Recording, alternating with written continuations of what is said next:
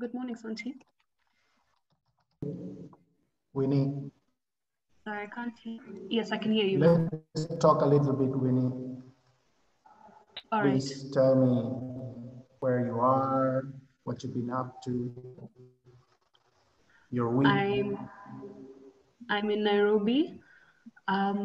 What have I been lately? There's been a lot of work I've been trying to balance out. So between my dissertation, preparation for a moot competition, and then schoolwork as well, I've been quite busy. Okay, now let me interrupt you now. Now I will tell you things and you tell me how you hear me, okay? Okay. Do you know a gentleman Yes. by the name of John Mwangi? Going to graduate? Assistant for today. Okay. Can you see him here? Good morning, Santi. I am here already. I am here already. Yes. Good morning, John. Good morning. John. John, can you hear me? Winnie, Yes. I don't think he can hear me. Winnie, I can hear you. Yes, I can hear you too. Well, John, if you can hear me, can you hear? Otherwise,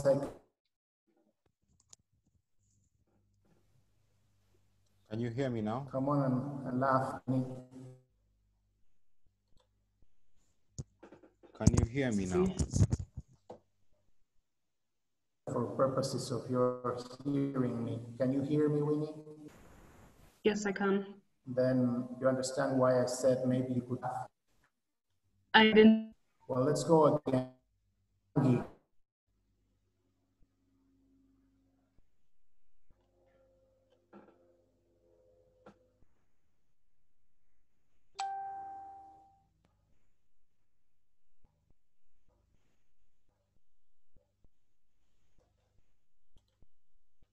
Do it by your private.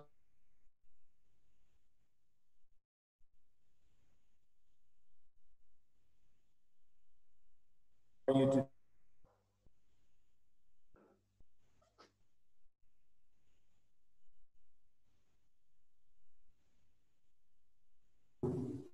do something about it? Yes. Can you hear me now? Yes.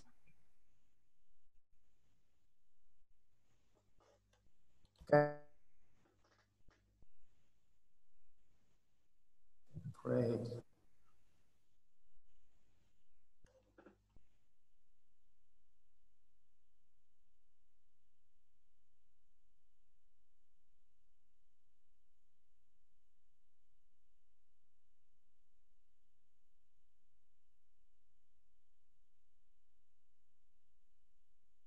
New phone. Well, then.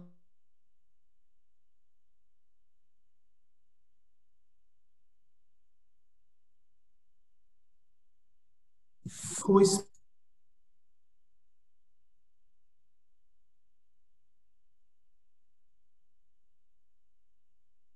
Yes, I can hear you. Can you hear me?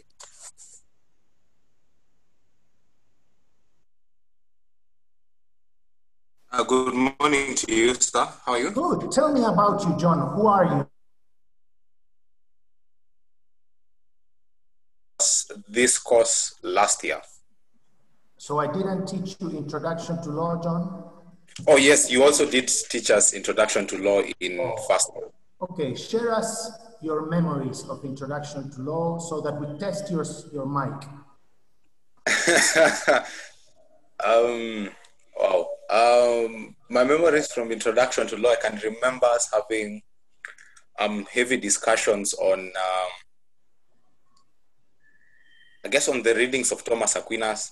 I can remember at some point us having a great discussion on, a discussion I still remember on this idea of whether or not one can follow unjust laws and whether unjust could be deemed to be laws at all. Nice. I remember most of the readings we did on Thomas Aquinas. Um, How did you find them, John? well, in first year, I found them a bit heavy. Yeah.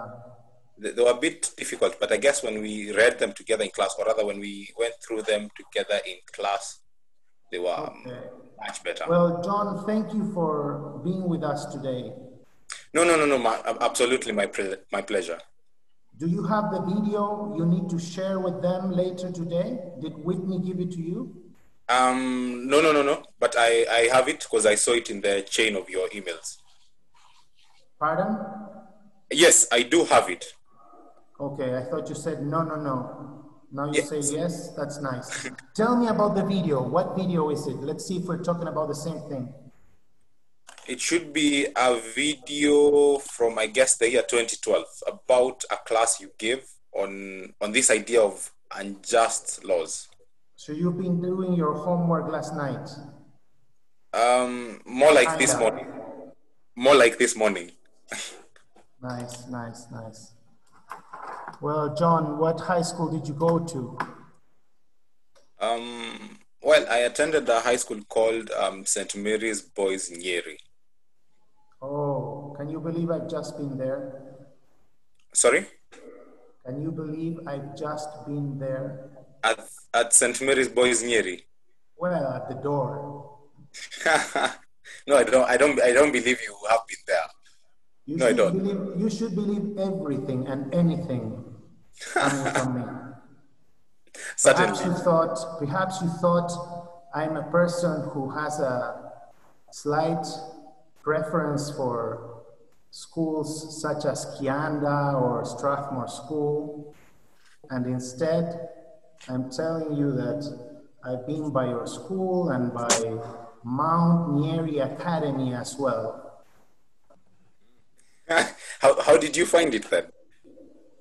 I like it because it's cold. Yeah. Well, it's super cold. I don't think anyone likes that about Nyeri, but... I know, but I am a Muzungu. I also like it because it's close to the Ark.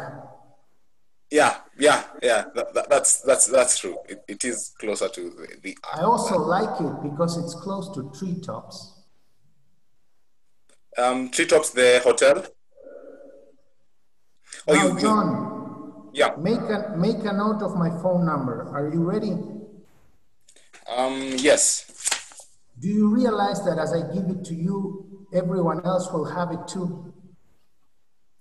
Well, yes, or you could just send it to me over the chat. Not at all. You know, you are only 1 year older than them. So here it is. 0710 0710 577 577 018. 018. Do you know what multitasking is, John? Yes, I'm familiar. So while I was giving it to you, people were multitasking. They pretended they were looking at us, but they were typing my number. Yeah, that's possible. So be alert, John, as I may call you. No problem. I'll be alert. 3 a.m., 4 a.m. Are you with us only today, John? Yes, I'll be with you only today. Then I think next week, Malcolm will be with you. Anthony, I'm set. I'm good. You don't need to come. Cheers. So this is very disruptive and inconvenient, John. I get used to you and then you vanish into thin air. Well, yes. Why are you doing that? It's really bad. Yeah, well, I think it's... Don't worry. Yeah. Let me offer you something, okay? Okay. Would you like a recommendation letter in the future? Yes, well, I won't give it to you because you've been disrupting my class with your on and off present. Would your mind change if I finally revealed the author of that anonymous letter? Yes, we can make a deal. Yes. Yeah. Where are you now? In South Sea. At Oh, home. that is so close. So Yeah, close. it's so close. Yeah. No, Anthony. If you were my student, you should ask now like Kerubo. Close to where? What do you mean? That's what you should have asked when I said that is so close.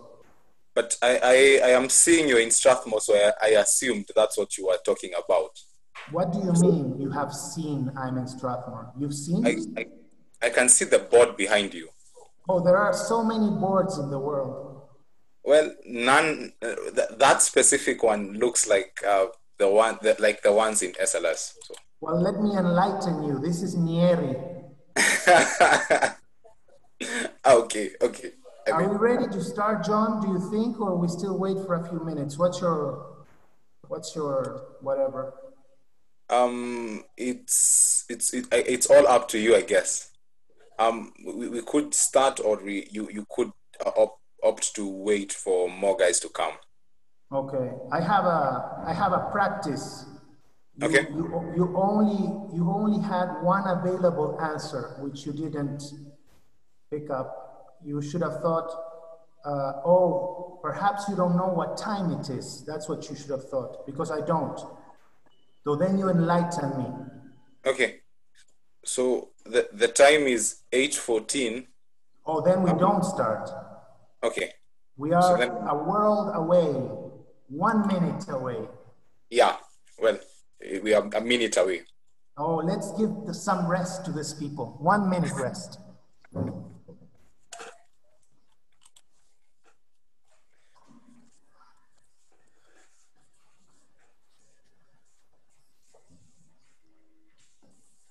Are you available, John? Yes, I'm still here. May I have some water? You see, you're not available. Well, I'm not available for that. Have you heard about the new normalcy? No, I haven't. Oh, you will. You shall. It's called South Sea. Okay.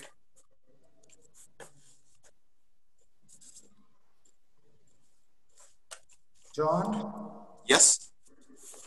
You have 1 minute to get those who want to be in class with me to turn their cameras on.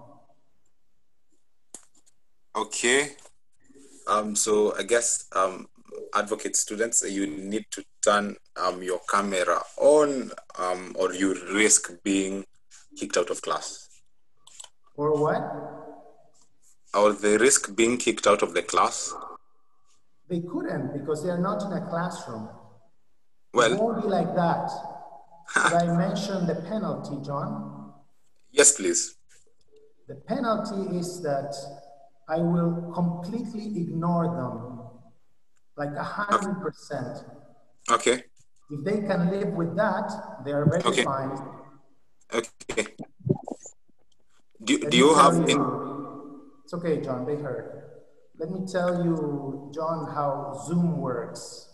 Okay. It works with a system of galleries. Yeah. Everyone with their camera off is pushed, Sabina, to the second or the third gallery. Yeah. So they don't exist, basically, for me. I don't look at them, I don't remember them, I forget them, I ignore them. Yeah. So if you would like to be forgotten, ignored, etc., you only need to turn your camera off.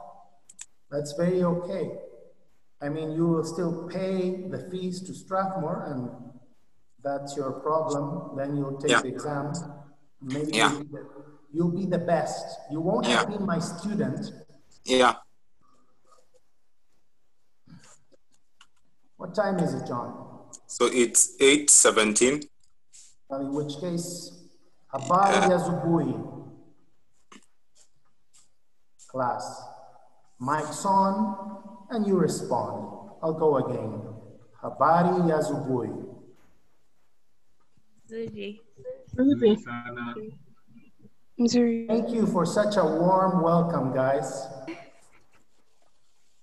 I make the trip from Argentina all the way to Nieri.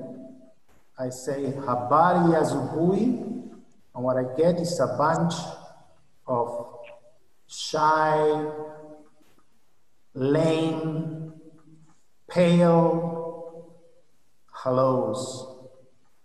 So I think I might just turn off Zoom and take my plane back home. Should I do that, Randy? No, you shouldn't. Give me one reason not to. I mean, Tatiana is off. Athena is off. Venus is off. You know, these seem people like you need to put a gun on their heads for them Santi. to turn on their cameras. I've joined with Oh, two don't, Tatiana, don't even try. No, my I know camera is all the on. reasons. I know all the excuses, both the true ones and the false ones.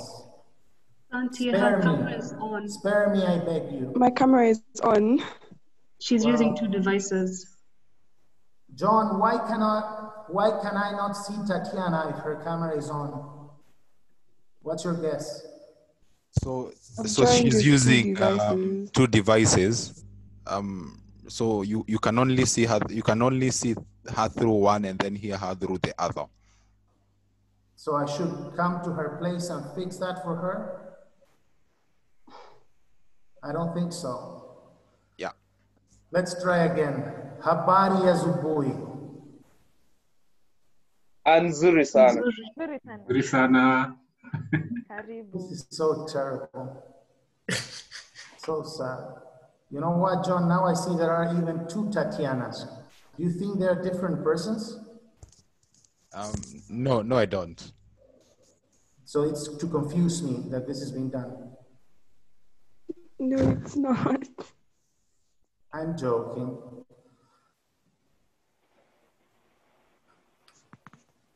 So,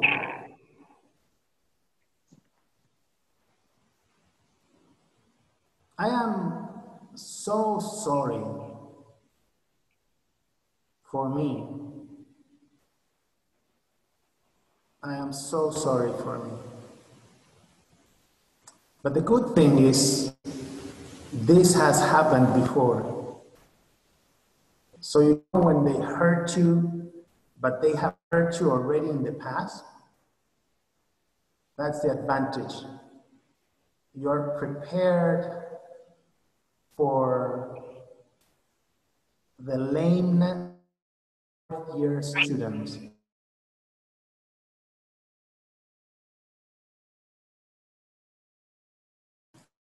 Cup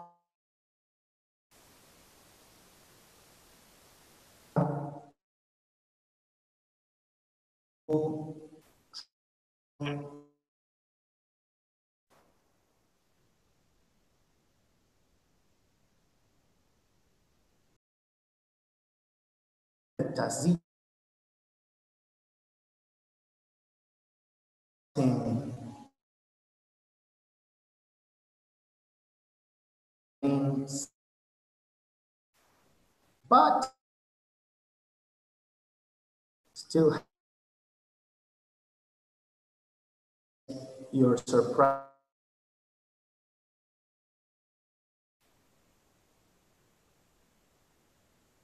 Angela.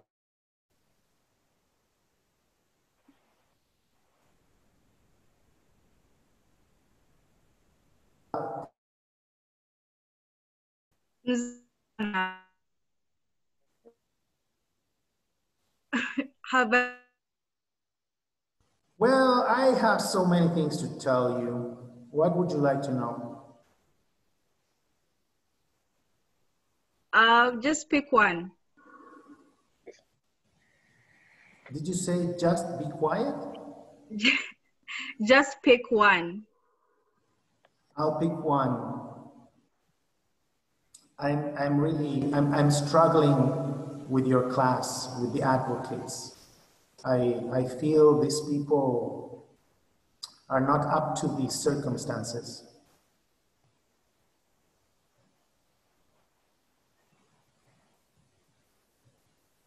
They don't realize what's going on here. Any other one you would like to know about? No, that's fine. Yeah, I would have thought so. I'm so sad. Can anyone recommend a psychiatrist or a shrink? Antidepressant? You know, you even asked me to work with you, change your days of class so that you can sleep in on Mondays, because like me, you don't like Mondays. And this is how you pay me back? Oh dear. Oh dear.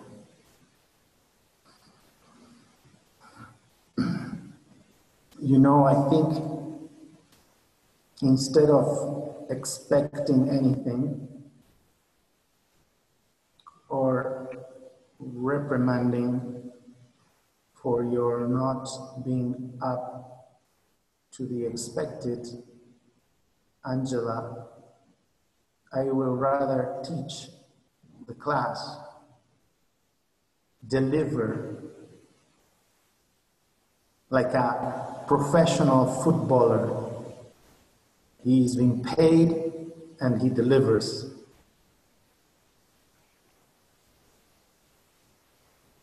So I'll start. Of course, you know, it won't be the same. If I say habari ya asubuhi and everyone is like hugging me on Zoom, then I'll start telling you where I've been during the past 2 weeks. Why was I in Nyeri? Where am I now? Where can you find me tomorrow? And so on and so forth. But now, instead, you see, everything has a price in this life, Angela, as you well know. Instead, I will teach you, imagine. And I will start like this by stating that there are different types of things, let us say, different types of things out there. Things would be the simple word. But if you want to refine it, you could say there are different types of realities. If you want to refine it still further, when you observe those realities, you could say there are different types of states of affairs. So I've just used 3 terms to refer to one and the same concept. Which are, Adrian, these 3 terms I've just used? Things, realities, and states of affairs. Indeed. Things, for example, the sun and the moon. Realities, for example, cats and dogs. States of affairs, for example, governments and bridges. Now, governments and bridges are also things up to a point, and they are certainly realities. And cats and dogs, although some of you won't approve of this, are things and are state of affairs, broadly speaking. So we want to use interchangeably these 3 terms. Now I will add a 4th term, and that is that these things, realities, states of affairs, if you look at them from a certain perspective, you could also call them orders. Orders. Or if you want to understand why you can call them orders, you can use the adjective hyphenated. Ordered things, ordered realities, ordered state of affairs. Each one of those things out there, each one of those states of affairs we observe are ordered in a certain way. In other words, they are regulated in a certain way. And the nature of each thing determines to what type of order the thing or reality pertains to. And the type of order to which the thing pertains to is what determines the type of rule that will order the thing. The type of rule, the type of regulation, or you could even repeat and say the type of order. So the first order that we spot out there is the one that is regulated or indeed ordered by a certain normativity we explored together in first year.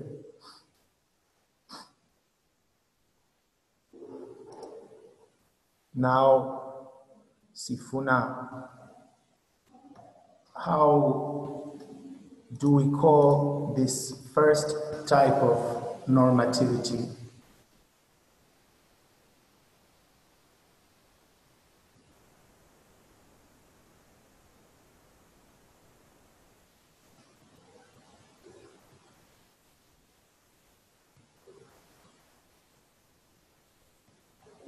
You rescue her, John?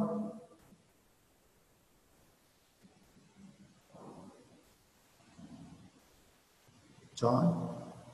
John Wangi?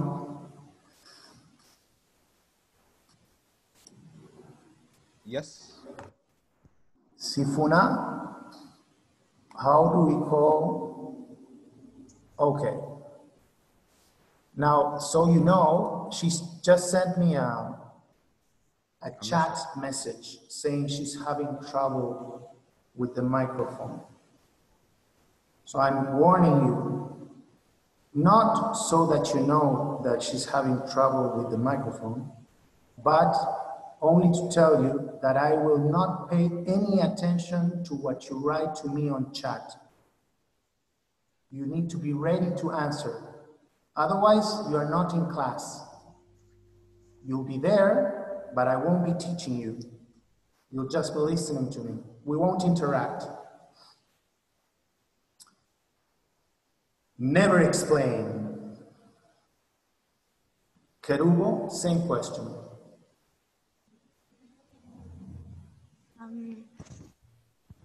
The first type of normativity, right?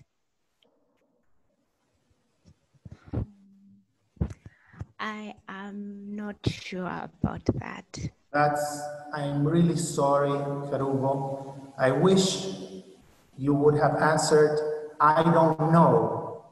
I don't know is a valid answer. This is not an exam. I'm not sure is an invalid answer. Okay, I don't know. Thank you. Tatiana, what's the type of normativity that regulates the first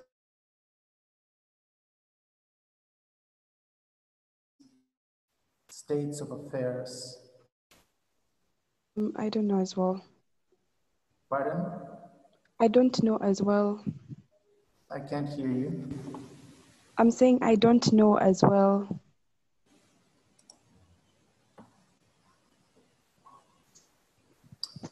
Okay, this is my answer as a student, Tatiana. My answer is, could you please give us a bit more of information about this first type of realities, things? Because in the absence of it, this would be a gamble, a game of luck to answer your question. That's what I would do if I were a student. Because now you will not be depending on your memory of first year, of what came first, the first type of order. Some people, I'm sure, remember it, but it could be just luck. So instead, let me tell you that within this first group of things lies the realm of the rocks, the stones, the moon, the stars, the sun, the inanimate world, but also acacia, plants, roses, jasmine, ivy, and furthermore, Simba, Chui, Kifaru, Nyati, and Mboko, as I learned now Kikuyu as well. The first order. And now the question remains.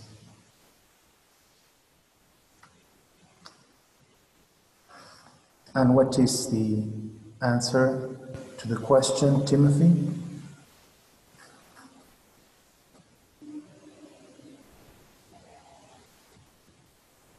Yeah, morning.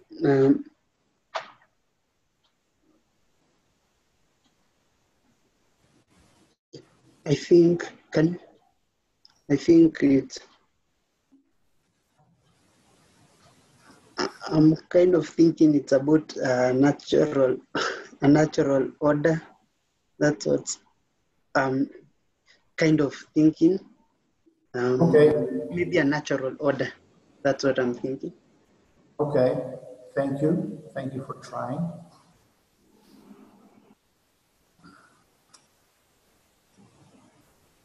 Tazita?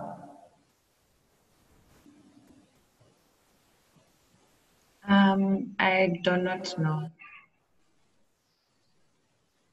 Okay. Venus, the Kabarakian?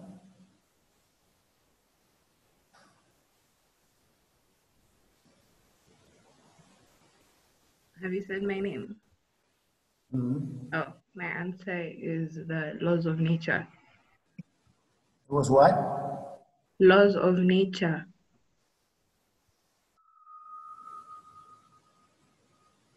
Angela, a synonym? I'm not sure of a synonym, but I'd say the same thing that Vina said. Say it again, please. The laws of nature. Well, she said the laws of nature. We're looking for a synonym. I don't know.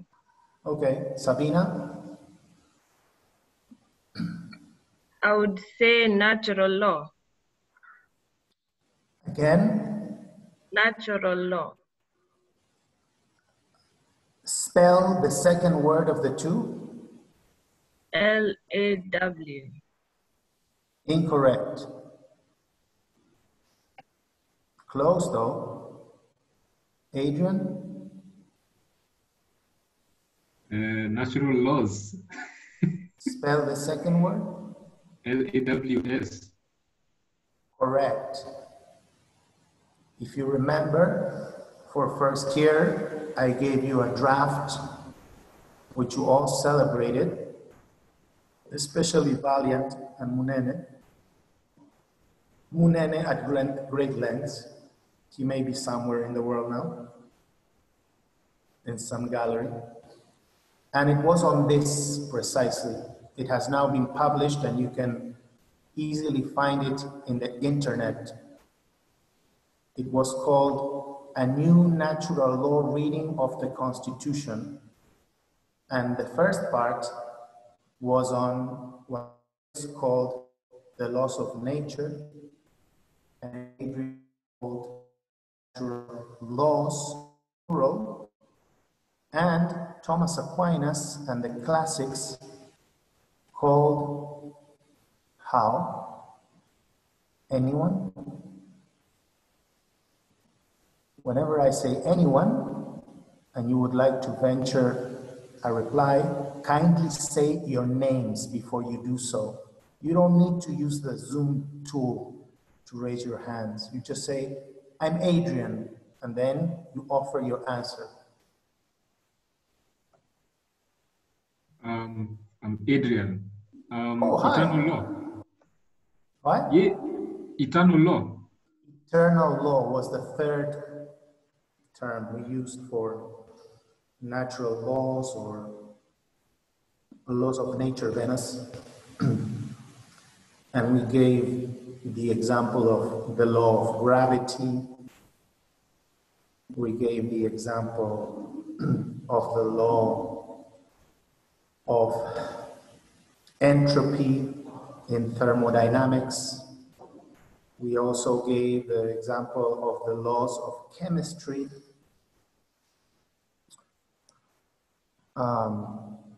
Do you know, Mupa, any law of chemistry?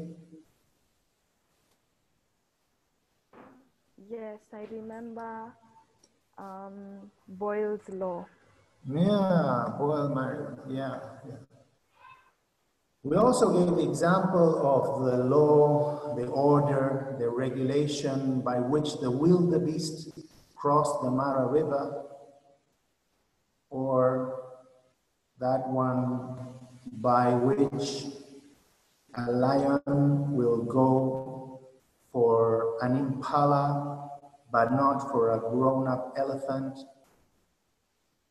These are all natural laws, and those things that belong in the first order are ordered by such a law.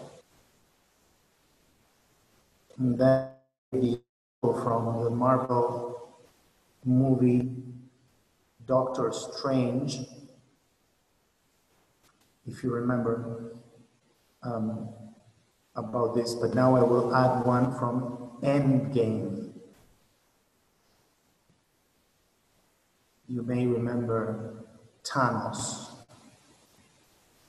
when he is now more or less in control of the world, and he is sitting on his own, looking at the disaster he has inflicted, his coronavirus, kinda.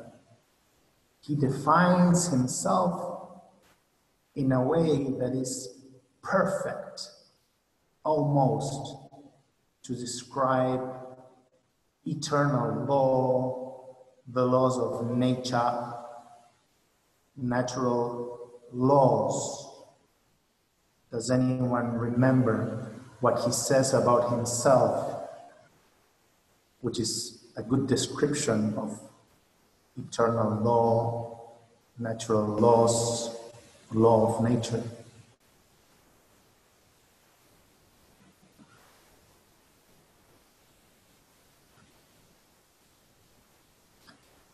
You know, when the crew came to Argentina a couple of years ago, the first thing we did was go and watch Endgame.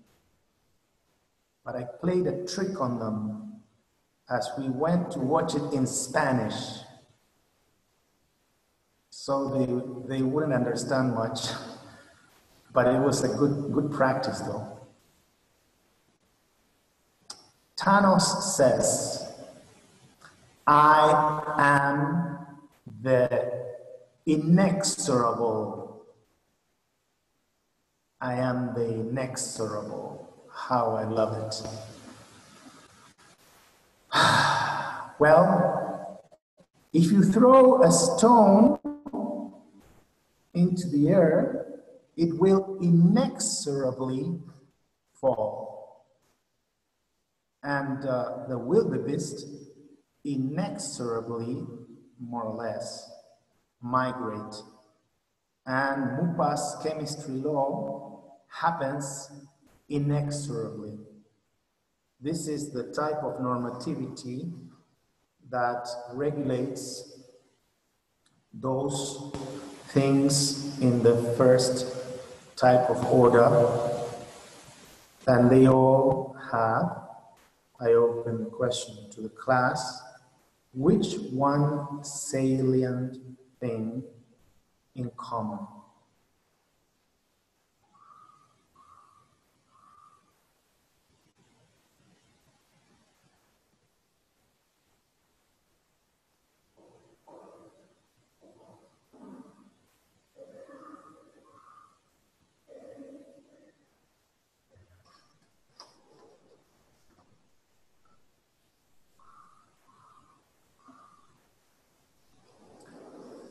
They lack freedom.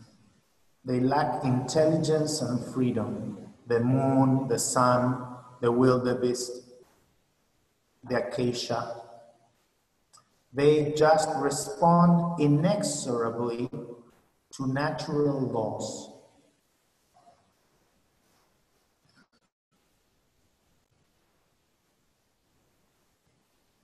Now, as we start to apply your main reading for today, when we describe them, when we describe the realities that pertain to what in secondary school we call nature,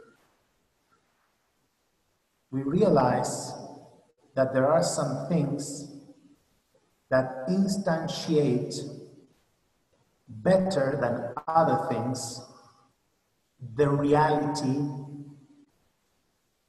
itself. For example, if the reality itself is a dick antelope, a dick with one horn and born with a lameness that will not allow him to run when Chewy will go for him, that watered down specimen of the species, we will compare it and set it apart from the full-blown dick with two horns, full ability to run. And we will judge this one to be the central case of a dick when we are describing the state of affairs called dick.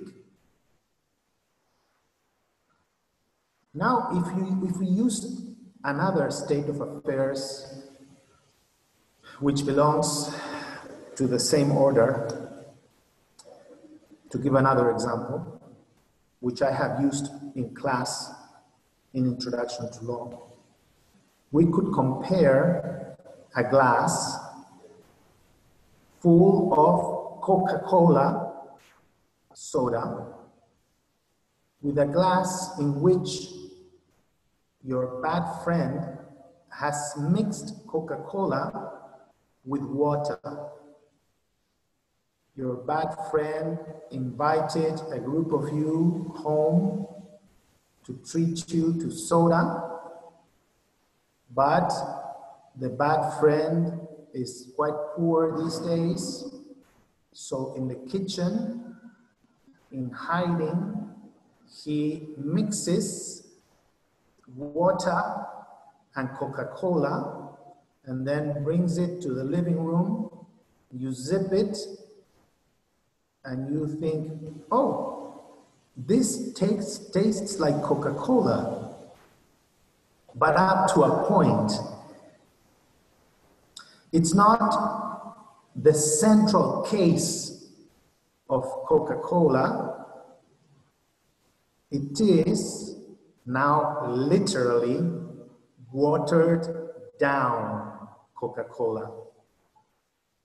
You know how they dick with one horn and the lameness is a watered down instantiation of the species dictic, but in the case of Coca-Cola, it indeed has water inside.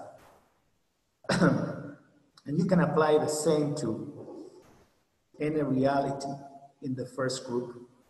But the truth is, my dear advocates who are so lukewarm to your traveling Molinu, that this methodology,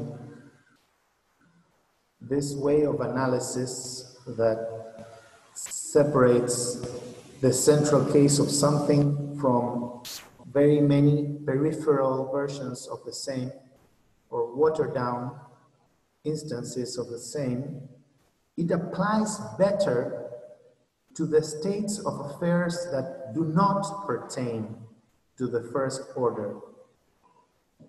It is more debatable when applied to those realities in the first order, in the order of natural entities or things.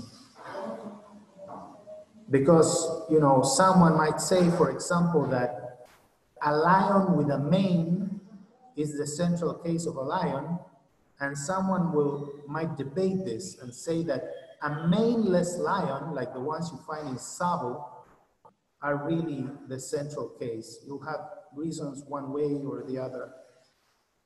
So it is instead, when it comes to intentional state of affairs, things in which the free agents called human beings, men and women, have intervened when the methodology works at its best. So I'm not saying you cannot use it for Coca-Cola or for the plants. And in fact, I think you can, but it's more apt when applied to what comes from now. To simplify it for you, I would say there are two main types of intentional states of affairs. So I oppose intentional to what, Mupa? To what I've been referring to up to now. What would be the adjective that is contrasted with intentional? You mean the opposite of intentional? Yeah, a bit louder, please. You mean the opposite of intentional? Yeah, the opposite in the context of my argument, yes. In the context of the last 15 minutes. Considering we're talking about laws of nature and these lack freedom. Yeah, so Mupa, intentional, is it a noun or an adjective? An intentional affair, an adjective. So we want an adjective. We say intentional state of affairs, we want a different adjective to contrast them with the state of affairs. Unintentional. Not unintentional. There is a better one. Sabina?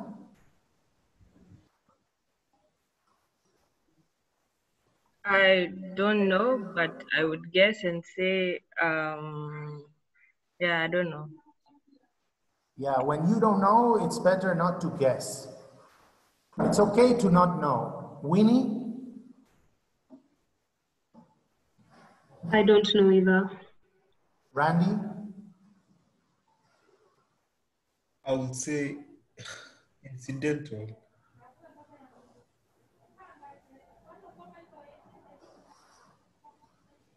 Can you hear me? Santi, can you hear me? May I what? I was saying incidental. Spell it for me. INCIDENTAL.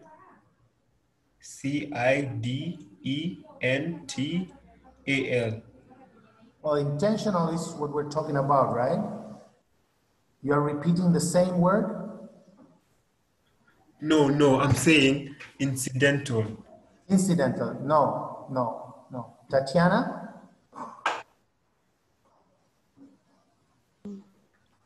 I don't know. Tracy?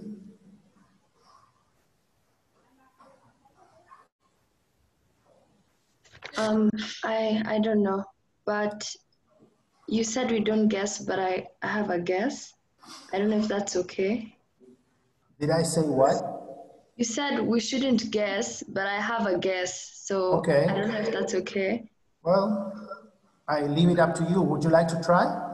Yeah, sure. I think I'd go with, because we're talking about, I think I'd go with natural. Yes! What is a lion? What is a tic-tic? What is chemistry? What are natural laws? So easy, so easy. Thank you, Tracy.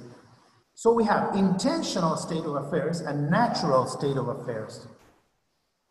To which of the two, Sabina, does the central case watered-down versions analysis apply best? Really sorry, Santi, I have a question. Yes, first I had a question. Sabina? Sorry, I didn't hear you properly. I'm very sorry. Munene?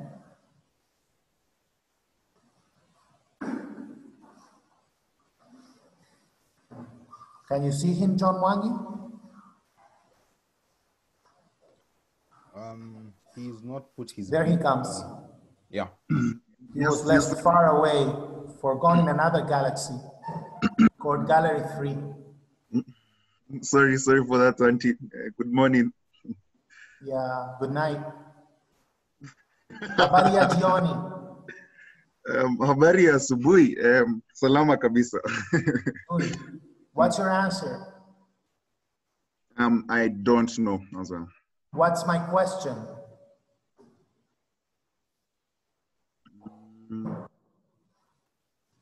Anita Wambui, what is my question?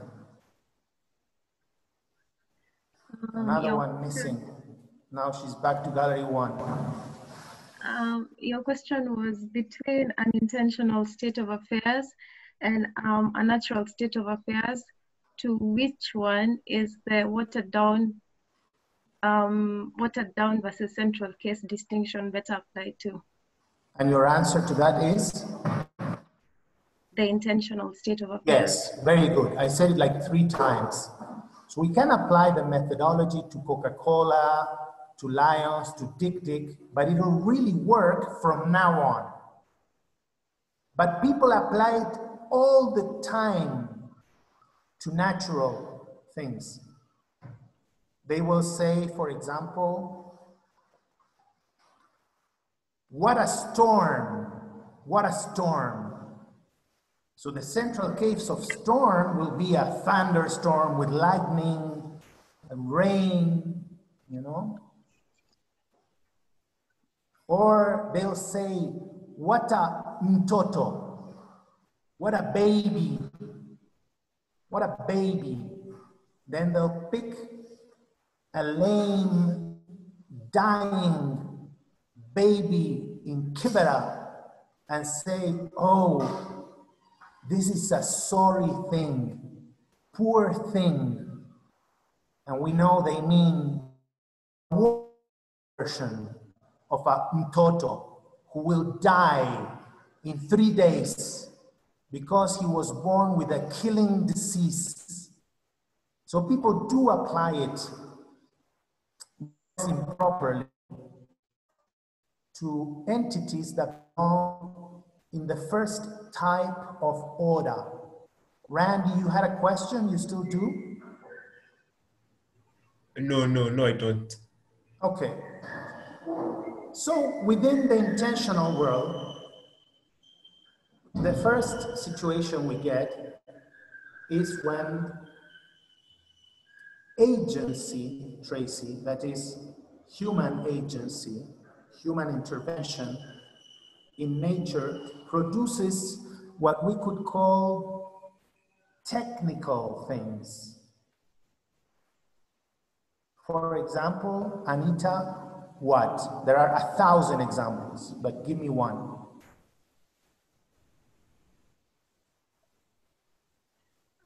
Sorry, I don't understand your question. Never mind, no problem. Stacy?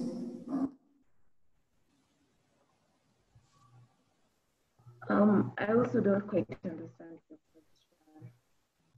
Angela, are you cold? Yes, I'm cold. Do you mind repeating the question? I do. Okay. I do mind, Paula. It's my duty not to. What was the question, Timothy?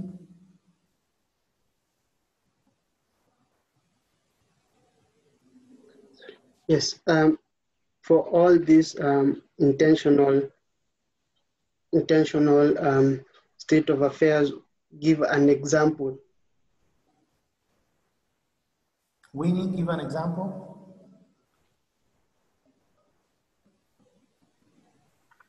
I'm thinking of me interacting maybe with my family members. Did you say interrupting? Interacting, like talking to, living with. We want an easier example. For example, look at Angela. What does she have here, Winnie? She has a scarf. A scarf is an example of a technological intervention of a human agent in some natural reality called wool. Okay. Or made artificial. Okay, another example of Venus. There are only 10,000 examples. We can use 5. Maybe 100,000 there are.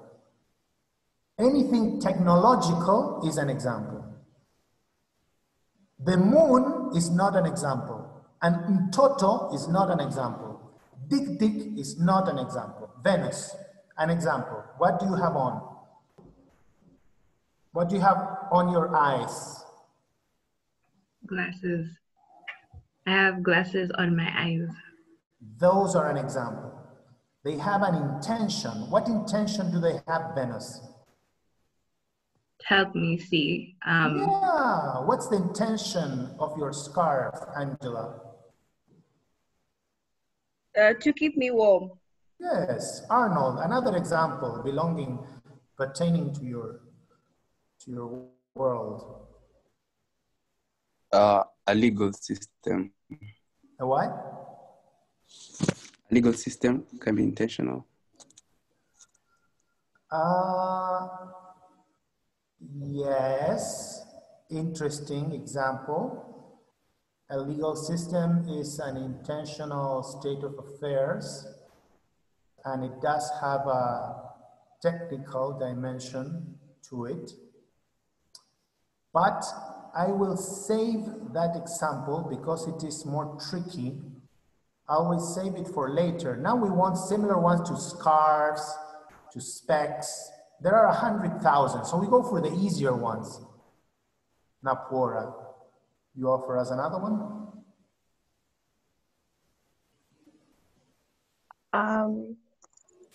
Maybe a phone. A what? A phone. Can you spell that word? I can't hear you well. Phone. A phone. A phone? Yes. Perfect example. My favorite example is a bridge, a road. These are intentional state of affairs. And dear students, here comes the key and what tells them apart from the first type of order. You will only understand a bridge if you understand the intention of the bridge, that is, of the maker of the bridge, that is, of the engineer, the architect. You will only understand a phone if you read the manual, or because you're a millennial, you don't need to, but you look at it, you start playing, and you catch it, you get it. Lions are not like that. Coca-Cola is not like that. Dik Diks are not like that. So in this second order of things, of realities, we find states of affairs, that are there, and this is the very key, with a purpose. You will only understand them if you understand the purpose. These things, these realities are governed by some rules different from natural laws, different from laws of nature, different, that is, from eternal law. They are called technical laws. Some people go to school to study them in architecture school, economics, engineering, and up to a point, as Arnold detected, they go to study them at law school. These are rules, the rules that govern the construction of bridges are rules of art, and they will tell apart good bridges from bridges that will fall down. They will tell apart also clocks that work well from clocks that do not. In other words, they'll tell apart the central case of a clock from a watered down version. And how? Well, the central case will be the clock that serves its purpose. And what is the purpose of a clock? To keep time. So when a clock doesn't, it becomes a watered down version of this clock. Is it still a clock? Yes. A watered down version of the clock. You see how this is clearer than the tic-tic with one horn and the tic-tic with two horns. Because in the defaulted or faulty clock, what you have is not something inexorable like the one horn, but rather you have a defect that could have been prevented, and through negligence or ill intention wasn't, and the result was a clock that doesn't keep time. Similarly with a bridge. What is the central case of a bridge? Well, it's a bridge that moves persons from one end, one side, to the other side of a river. For example, the Ewaso Nilo River. There used to be a bridge that communicated the two sides of the Ewaso at Archer's Post, past Isiolo. It communicated the Samburu Game Reserve side with the Buffalo Springs side. So it was a functional bridge. But in February, there was a flood, as you may have seen in videos in media, and that flood in Samburu land, when the Ewaso River really went up and up and up, it washed, for example, many camps, and it washed the river, the bridge. I saw it a few days ago, and you look at it and you may think this is the same bridge, but on closer inspection, you will see that in some segments, the water has eroded so much the bottom of the bridge that is now this thick. So I could walk on it with some risk to my life, but if a vehicle would step on it, it goes down. Now you and I are having a picnic by the river. We are alert for buffalo and crocs. We're looking at the bridge, and you ask me, hey, is that a bridge there?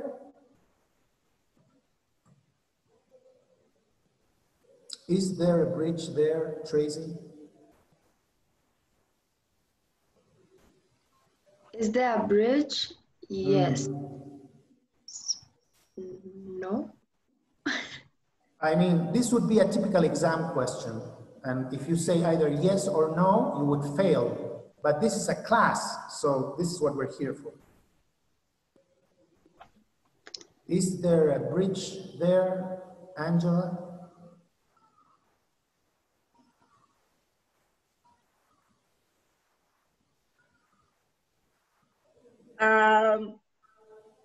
Yes, but it's a watered down version of a bridge. Why? Because it's been eroded by the water and all, yeah. Why else? Why else? Because if you take your car. Oh yeah, it doesn't perform the function of a bridge also, yeah. So you always look at the purpose of the state of affairs, the purpose of friendship, the purpose of law, the purpose of marriage, to tell the central case apart from the watered down versions of the same reality. So here's another cute answer, Tracy, to my question. Is there a bridge there? Another cute answer is up to a point. This person would get full marks. This person understood everything. Is that a law? An unjust law. Is that a law? No, you failed the exam. Yes, you failed the exam. Up to a point, well done. And then you explain. And for those of you who are structured, rigid, and wondering what the hell are we doing here, the question will come, is that a religion really? Are those Samburu whom I met, who was part of their traditional practices, and as they call them, religions, have 3 wives because they are rich enough? Is that a religion? No. Is that a religion? Yes. Wrong and wrong again. We'll get subtlety, tools of analysis, and more of them after the break. And we reconvene at 9:30.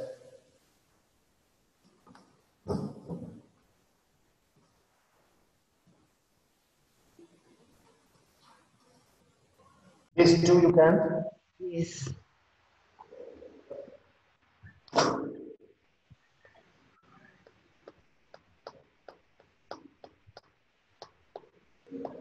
And now?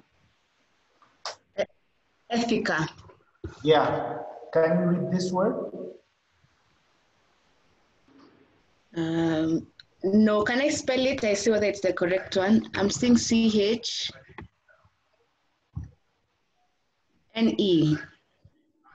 Can you see this word, this letter? No, I can't. You see from here? Yes.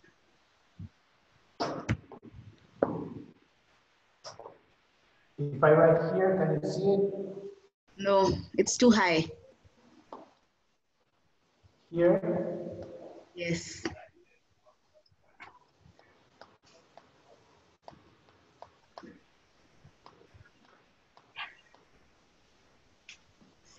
Technique. Yeah. So the Greeks, they called the rules, the regulation of this second order techne.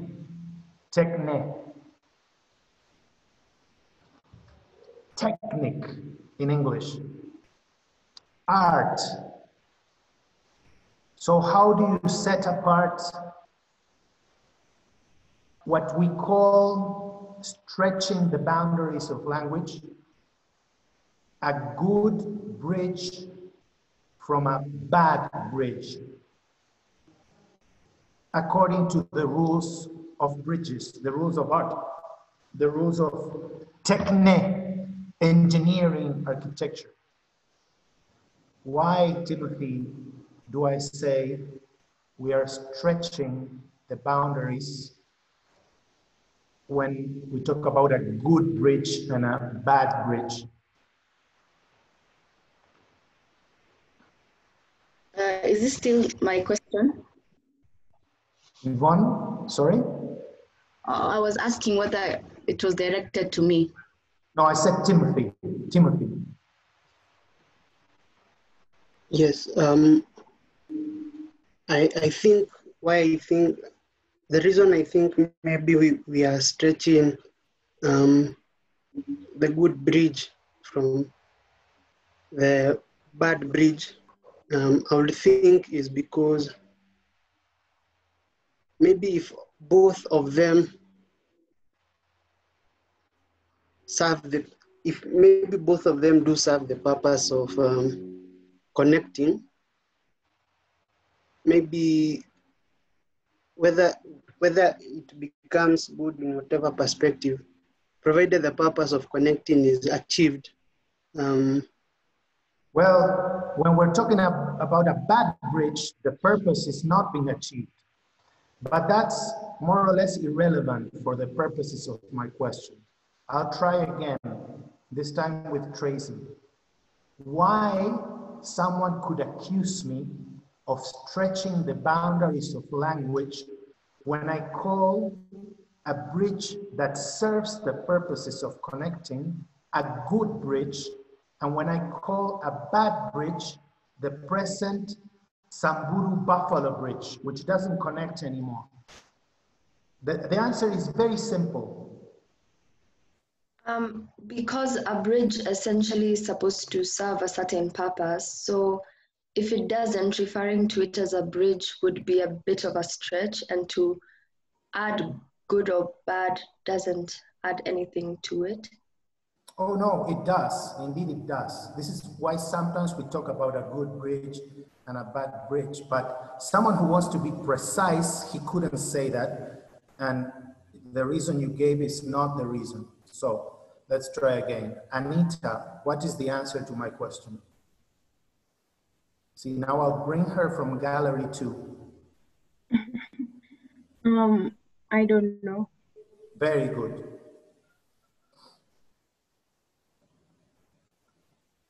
Mupa? I also don't know. Mm-hmm. Does anyone know? Adrian here. I think the answer to your question is that a bridge is neither intelligent nor free, and well, therefore it can't be capable of moral action, of purposeful action. So I don't think it can be good or bad. If I would translate what he said in Siwaka terms, which are preferable in a classroom, I would say, because there are only good and bad persons, not good and bad bridges, or good and bad dick, or good and bad roads, but we still talk about a bad road. But strictly speaking, good and bad, as Adrian said, can only be predicated of free agents who choose to do either evil or good. Which brings us to the third type of order, to the third type of realities, of things, of states of affairs. This third type has some in common with the second one, which is why I said to Arnold earlier that I would reserve the example of a legal order of law for later. So we know for now that things in the first group are governed by natural laws. Things in the second group are governed by laws of art and technical rules. If a bridge is built according to those rules, it will serve its purpose, otherwise it may fall. But there is a third type of regulation, which the Greek Yvonne called like this. Can you read it? Ethica. Ethica. So Aristotle wrote 2 books called Ethica. One was Ethica Nicomachean Ethics. And then he wrote another ethics, and perhaps 3, where he said, other than the technical rules, there are some rules that govern our conduct in a way unrelated to a specific purpose, such as crossing a river. These rules are the ones that will tell us simply if what we're about to do, for example, we're about to lie, is right or wrong.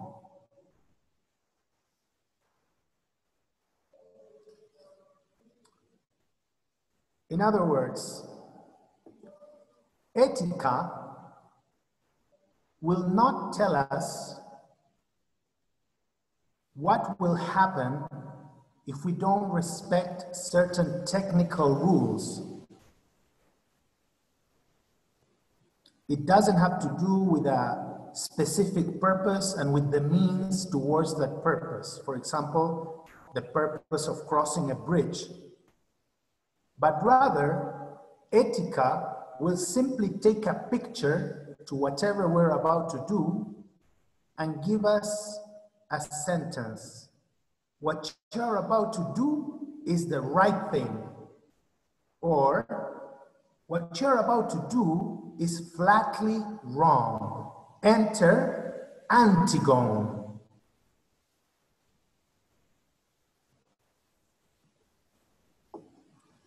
Anita, you went to what? Alliance?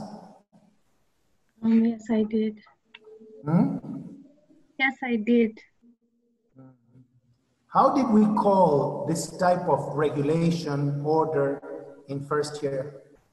Ethica, how did we call it in first year?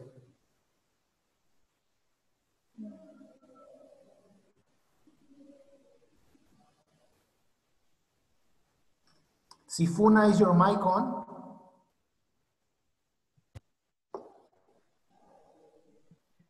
No, it's not, it's off. You need to press a little button and unmute it. Can you hear me now? Indeed. Yes. How did we call this type of order in first year?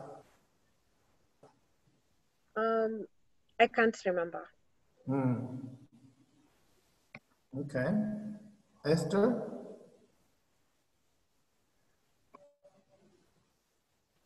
I can't remember. That is so sad. Rosita?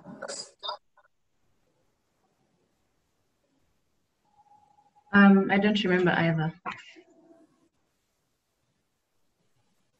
Pardon? I don't remember either. Eden? I don't remember. Pardon? I do not remember. Wow. I only hope that you do remember, but you prefer to say you don't. I only hope that you Can I prefer offer just an attempt? you're wrong, you know? This is Winnie. Yes, Winnie. Can I offer an attempt? You can. I'm thinking of natural moral law. Yes, Winnie, thank you. Or more simply put, Randy, instead of 3 words, 2 words. Why don't you repeat first, Winnie? My answer was natural moral law. Yeah, now we want to drop one. But Randy, A moral law. yes? Moral law. Yeah, but moral law is more problematic. You chose the wrong one. Natural law is like the very obvious word I repeated to you 100 times in first year. You know, I used to think I was a good lecturer teaching introduction to law.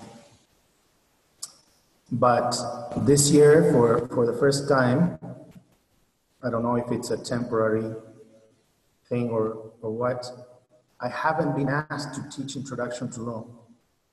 And now I'm starting to think maybe it's because I'm a bad lecturer, as you don't even know that, which is like the most basic, obvious thing. The only one thing we talked about the 1 month we worked together, natural law, how it's not natural laws, etc., how it's not religion. So, you know, did I feel bad an hour and a half ago? Boy, I did. But now I feel so much worse. It is truly depressing. I'm a confirmed failure because this is not your failure, it's my failure. And Eden is like assenting, like saying, yes, it is you. This is the realm of the, as one of my students last year called it, funnily, the realm of the exorable, as opposed to natural laws, which are inexorable. Natural law is exorable, by which the funny student meant we can resist, as you do and I, every day, unfortunately. The whisper will say, don't lie, we will stay lie. The whisper will say, wake up to be ready for Santi, we will stay in bed. And Esther is smiling and Adrian is laughing. That's how natural law works. Natural law will tell you not to accept a job in which corruption will be involved, but if you have a child, you may be tempted and take it because it pays a lot. And this rule that the Greeks called ethics, etika, will tell you what you're doing is wrong. So this is the third type of order. We have the natural order, the technical order, and the moral order, which the ancients used to call, as Winnie, the natural moral order. So the ancients would say the natural world, regulated by eternal law, as Adrian said, the techniques and the arts, regulated by their own laws, and the work of free agents that need a rule to decide what to do in their lives, and this they called the moral world or the natural moral world, which is why we have this expression, natural law, which is so confusing given that, as it happened with Sabina, one S can mean failing an exam. The S that goes between natural law and natural laws. Natural law, the world of free agents, the world of the exorable, and natural laws, chemistry, dictic, the world of the inexorable. So, some realities, some states of affairs, some intentional states of affairs, such as law, religion, friendship, marriage, government, they belong in the two worlds. They have one foot in the technical world and the other one in the moral world. Therefore, they are regulated both by technical laws and by natural law, or as Winnie said, moral natural law. This is why when a person in Form 4 starts to think about studying law, the person needs to know that in law, the person will do lots of stuff that resemble engineering and accountancy, what I call boring things. Property law, bankruptcy, copyright, IP. Now, for some of you, they aren't boring. And for an engineer, to study engineering is not boring at all. That's one foot, the foot of the second type of regulation. I would say in Strathmore, 2/3 of the curriculum are devoted to this. In UM, more or less 95%. But then the law has another foot that has to do with morality, with natural law. And that's when you have jurisprudence, introduction to law, law and religion, social and political philosophy, where you are more interested in the answers to universal questions such as, is torturing someone right sometimes? Or is polygamy justified? Those are moral, very human questions that do not depend on countries and legal orders. They have a universal answer, and that's what natural law is about. When we consider this intentional state of affairs, such as friendship, law, government, religion, and marriage, and you name it, that belong in the two worlds, then the question arises again when it comes to describing them. Are they all the same? Are all marriages the same? Are all friendships to the same extent? So the question we had applied to dictics and then to bridges now also applied, but in a very full-blown way, to intentional state of affairs that have a moral purpose, like marriage, like law, like religion, like government, like tribe, like community. And you will be able to tell apart, to set apart, to separate a central case of marriage from watered down versions of marriage. A central case of friendship from, as we said 2 weeks ago, several watered down versions of friendship. A central case of business from blah, blah, blah, blah, blah. How? Well, firstly, you will use a similar tool to the one you used for the bridge. So what's the purpose of marriage? What's the purpose of religion?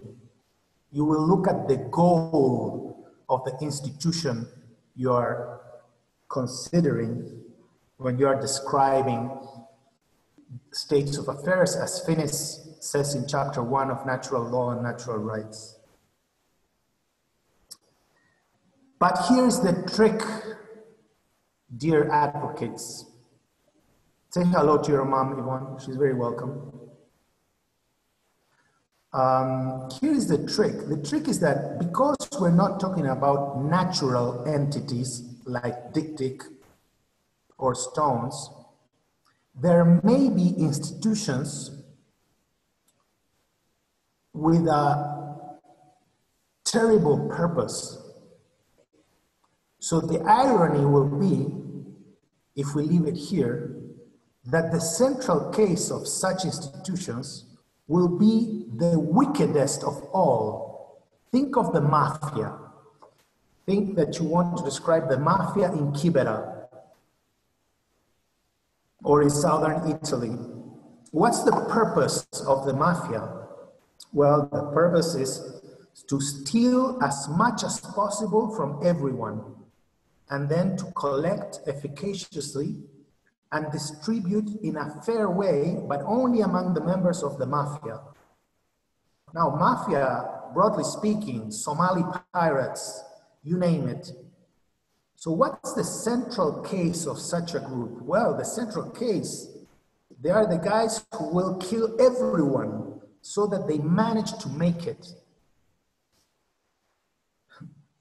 And here is when we introduce the idea of the razor, the razor.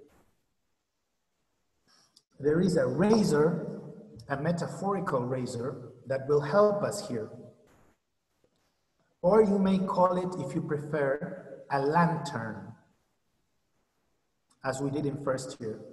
This razor and this lantern, Finis calls in the chapter 1 for today and in chapter 2 of the book Aquinas for tomorrow,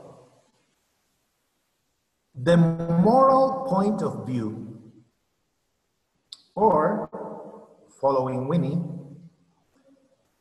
the point of view of moral natural law, or the point of view of natural law, of ethics. It's like a lantern that will discriminate, separate now, not state of affairs, but purposes of states of affairs. And it will say, the purpose of the mafia is wrong. It's like a lantern. It's a razor that is not now separating states of affairs, but purposes.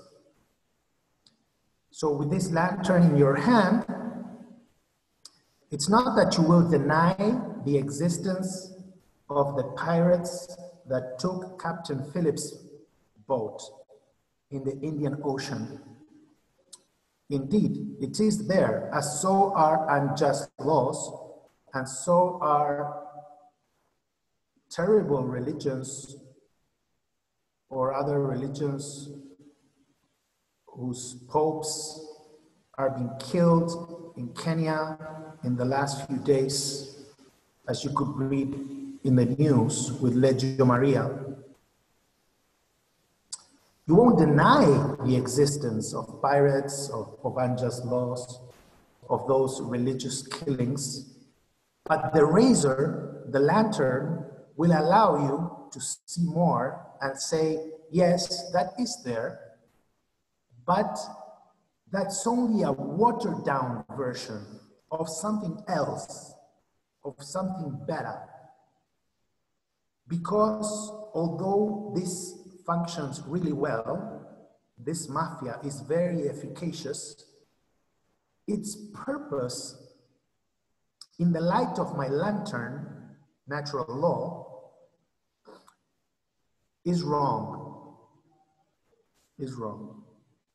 When we apply this to laws, the lantern will tell apart just laws from unjust laws and will tell us that just laws deserve to be considered the central case of law because their purpose is the right one, to serve the community they regulate. What about unjust laws? There are so many, as you know. In Kenya, there are so many. What does my lantern tell me about them? Well, it doesn't deny they are there indeed, but it shows me that if I compare them with just laws, they are faulty. In the same way, in the previous order, a clock, a watch that is malfunctioning is still a watch, but it's malfunctioning. It's a malfunctioning watch. An unjust law is a malfunctioning law. On this, which I call the dark side of the moon, unjust laws, I gave a class to the pioneer class in 2012. And today and on Wednesday, it's tomorrow, Winnie, right, that we meet again? Yes, tomorrow morning. Tomorrow, 8:15. Yes. So at the end of today's class from 10:30 and tomorrow from 10:30, we will watch together this video. It won't be enough time because it's long, so you can feel free to finish it whenever you want to. But this video will save us some time because it's a detailed discussion of unjust laws and whether they bind citizens and officials. And it will be heavily significant to assess watered down versions of religion, because we will make an analogy with unjust laws when we discuss on tomorrow religion and the central case thereof and the watered down versions.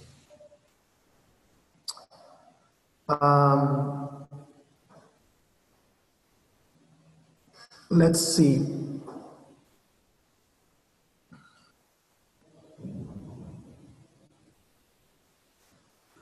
An idea that you may find useful in order to tell apart the central case from the watered down versions of intentional state of affairs is similar to what we applied to the dik-dik with one horn. But here it's even clearer. So you take the two dik-diks, or as a Kikuyu would say, diki-diki. You know, the one with the two horns and without the layness is like a full-blown instance of the species. And when it comes to intentional state of affairs, let's take an example we know, friendship. What we will call the central case is what we call the richest instance. The richest with respect to what? To the moral point of view of friendship.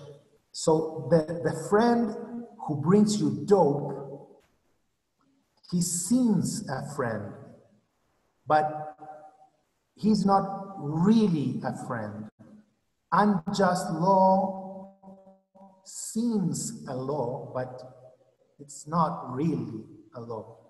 Now, if someone presses me, they'll say, wait, are you telling me that such a Kenyan law, which is in the books and operative, but has a terrible purpose, like with the polio vaccine of sterilizing girls, are you telling me that's not a law? That's not there? No, no, no, I'm not saying that. My lantern sees it. It is a law.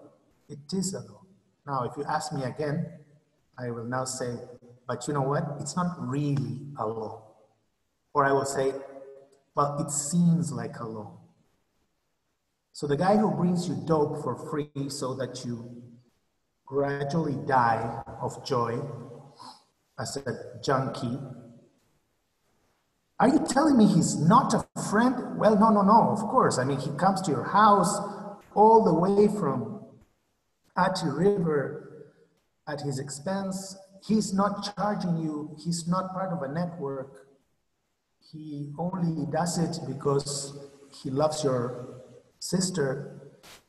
So yeah, you're right. He is a friend, but ask me again and I'll say, well, not really. I mean, can you call that a friend properly, like strictly speaking?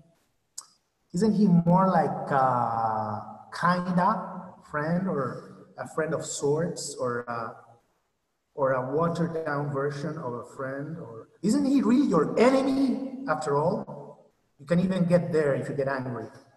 Same with unjust laws. When Thomas Aquinas got really angry, he changed his discourse. He said, well, they're not laws.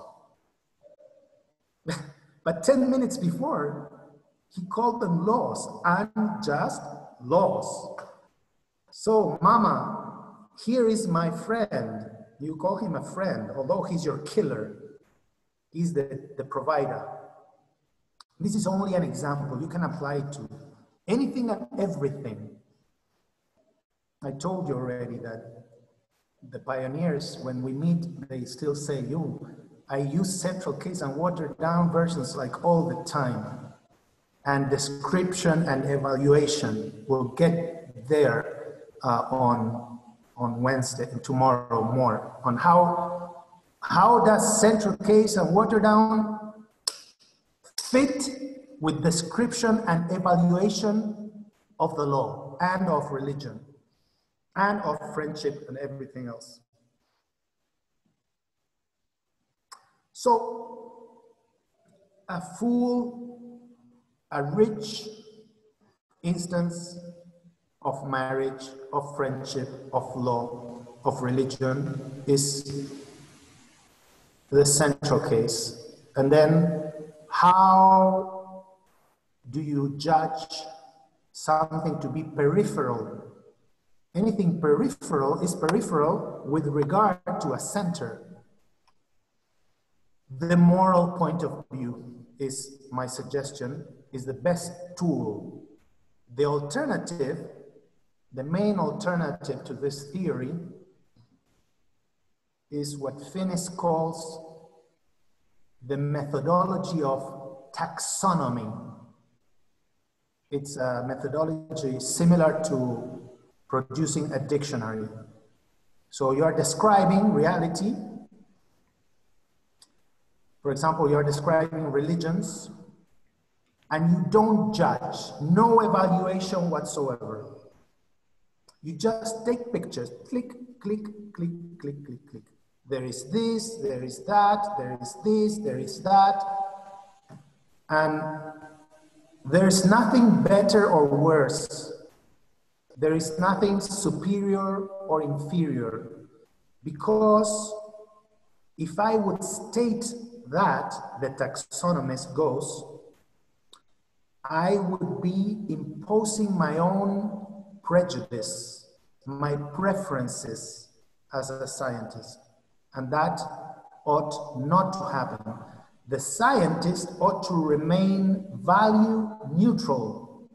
Neutrality, says this theory, which I disagree with, is everything. Neutrality is everything. Instead, I say to you, it is important to be open to what there is out there. It is important to be objective in reporting what there is out there. So if the Legio Maria is out there, it will be part of my description of reality. If there are unjust laws there, and I'm describing law, it will be part of my description. I'll be open, but I will not be neutral because I can't be neutral. That's the thesis in chapter 1 of Natural Law, Natural Rights, and in chapter 2 of the book Aquinas. It's impossible to be neutral. We're always passing judgment, even when we choose what to describe and what not to describe, which we do all the time. So the challenge is not whether to remain neutral, but rather, how do we make our evaluations so that they won't leave outside of our scope anything significant? Significant for the definition of whatever we're studying. Business, friendship, religion, government, law, doesn't matter, whatever intentional human reality. This is heavy stuff, guys. I'm teaching you, I know. It's very important, and it's great that you can read about it, and it's great that this is being recorded, so you can watch it again and take notes again and think of questions. You can email me in the afternoon for tomorrow or for next week. And as you know, I prepared my question for the exam already. It's already been approved. And I tell you, because this is so, or rather, because these topics are so important, and therefore I prepared my question about these topics, I'm not going anywhere. I'm not rushing. We're gonna go pole, revisit this tomorrow, take your questions. Next week, there are so many things we should do. Maybe we won't do them. Maybe we will postpone them so as to get clear about these concepts because they are more important and because they will be in the exam. But for this magic to happen, of course, I need you awake. I need you warm and so on. Auntie, so can I'll I stop. ask a Yes. question? Winnie? Yes, it's Winnie. Did you say I'm Winnie? Sorry. Yes, it's Winnie. I'd like to ask a question.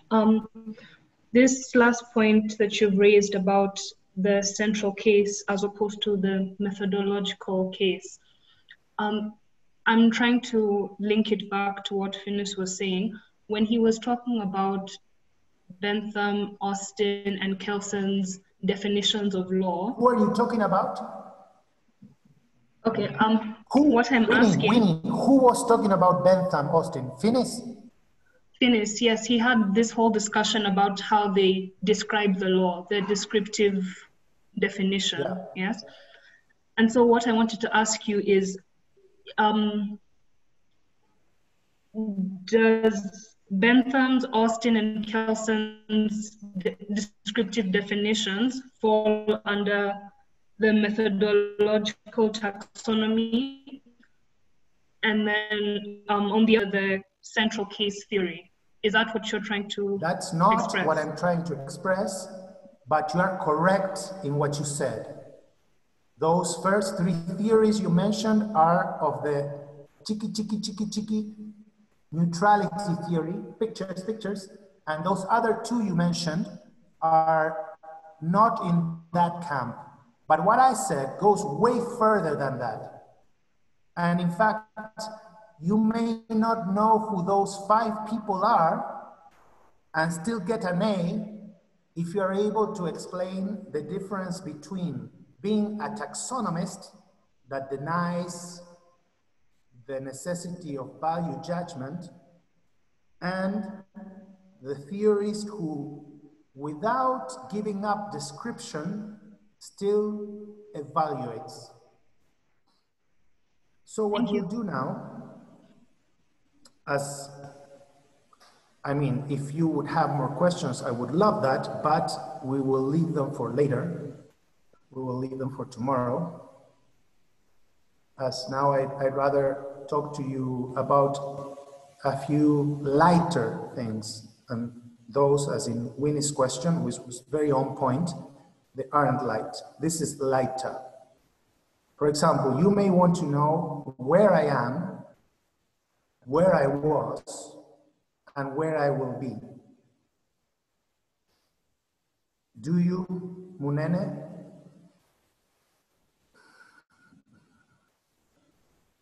Sure, Santi, yes. Okay, where I am. Now, you see Esther now, Munene came from gallery 2 to gallery 1 without my fishing him. For this time being, Esther, he was, for my purposes, he was asleep, non-existent. Maybe not through his own fault, or maybe yes, that doesn't matter, because he always has the way out to get my attention, but then maybe he didn't want my attention. For example, if you're multitasking, you don't want my attention, as I'll immediately go for you. And I'm so good at spying and spotting, as you know. I can see for miles. Anyways, I am at a classroom at Strathmore. That's where I am. It's nice. I like to teach from a classroom. I would like to use the board more, which I will. When maybe with Yvonne's help, I find a way. Where was I? I was doing my quarantine in a very, very beautiful place called All Pecheta. Although the Muzungu, they call it All Pecheta.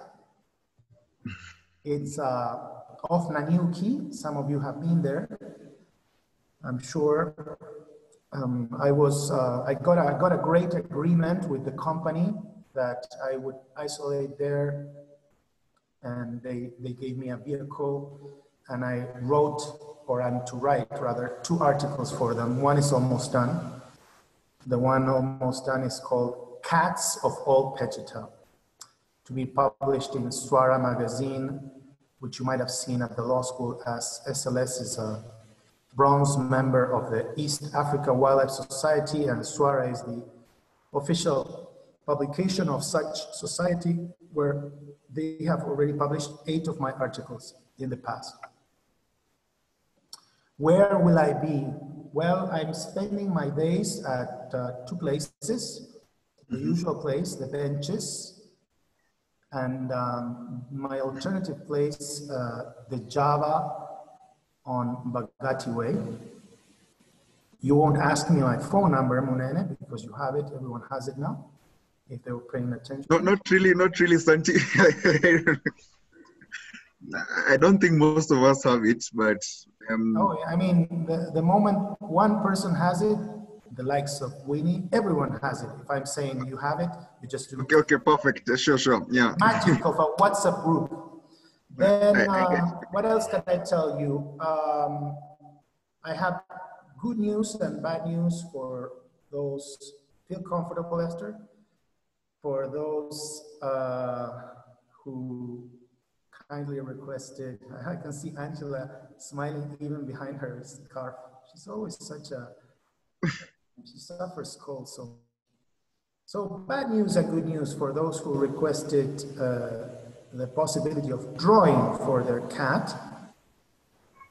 And as usual with me, the bad news and the good news are one and the same thing. So if someone said, okay, tell us the bad news, then I tell them, then I say, now tell us the good news. So you will be able to draw, but you will have to upload your poster through the e-learning platform. I asked Mukami, and I'm still to hear from her, if those who applied for drawing and by this act have been granted permission to do so, can not only, those who want to, can not only upload it to the e-learning platform, but also drop it somewhere, for example, the Java.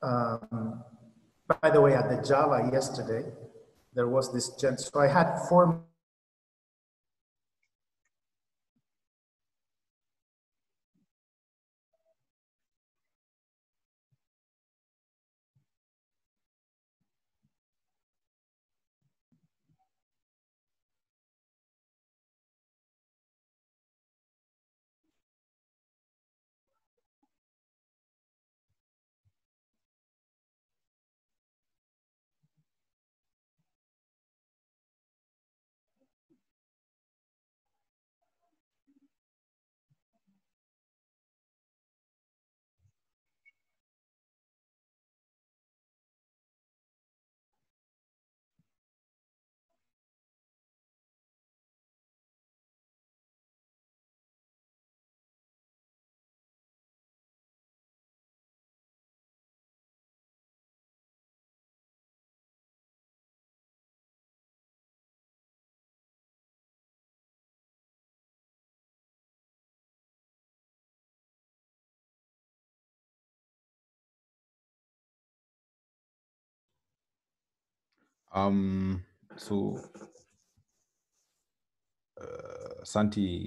so the lights at Strathmore went out, so he's asked me to begin the video now.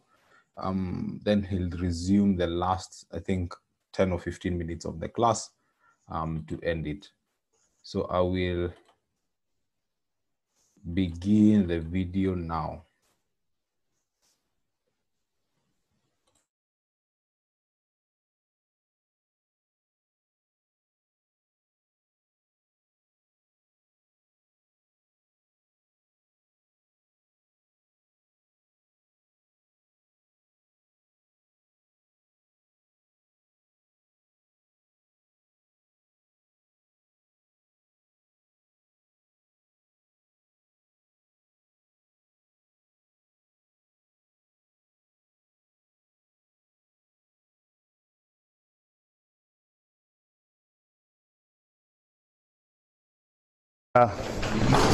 response to provocation.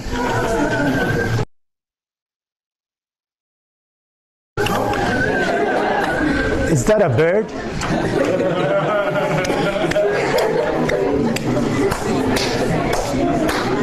So, Coletta, what day is today? Wednesday.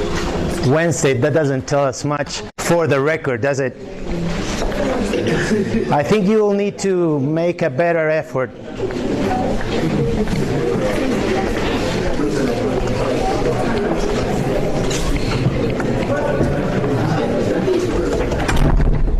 I wonder why Miss Mutero is hiding there. Maybe she's just reading her iPad. Okay, so she obviously doesn't care. So what day is it today? It's Wednesday the 8th. The 8th. The 8th of what? August. August. Yeah. What year? 2012. Is this the year of the end of the world? Apparently. It's only apparently. Okay. Well, guess what, Jean? Guess what? Guess what? You need to say what? What? You've been selected again. What? Not for singing in French, although today is your day if you want to. Your essay has been picked. Can you believe that? You can. Have I already gone through it yesterday? Then I'm afraid you have to join me.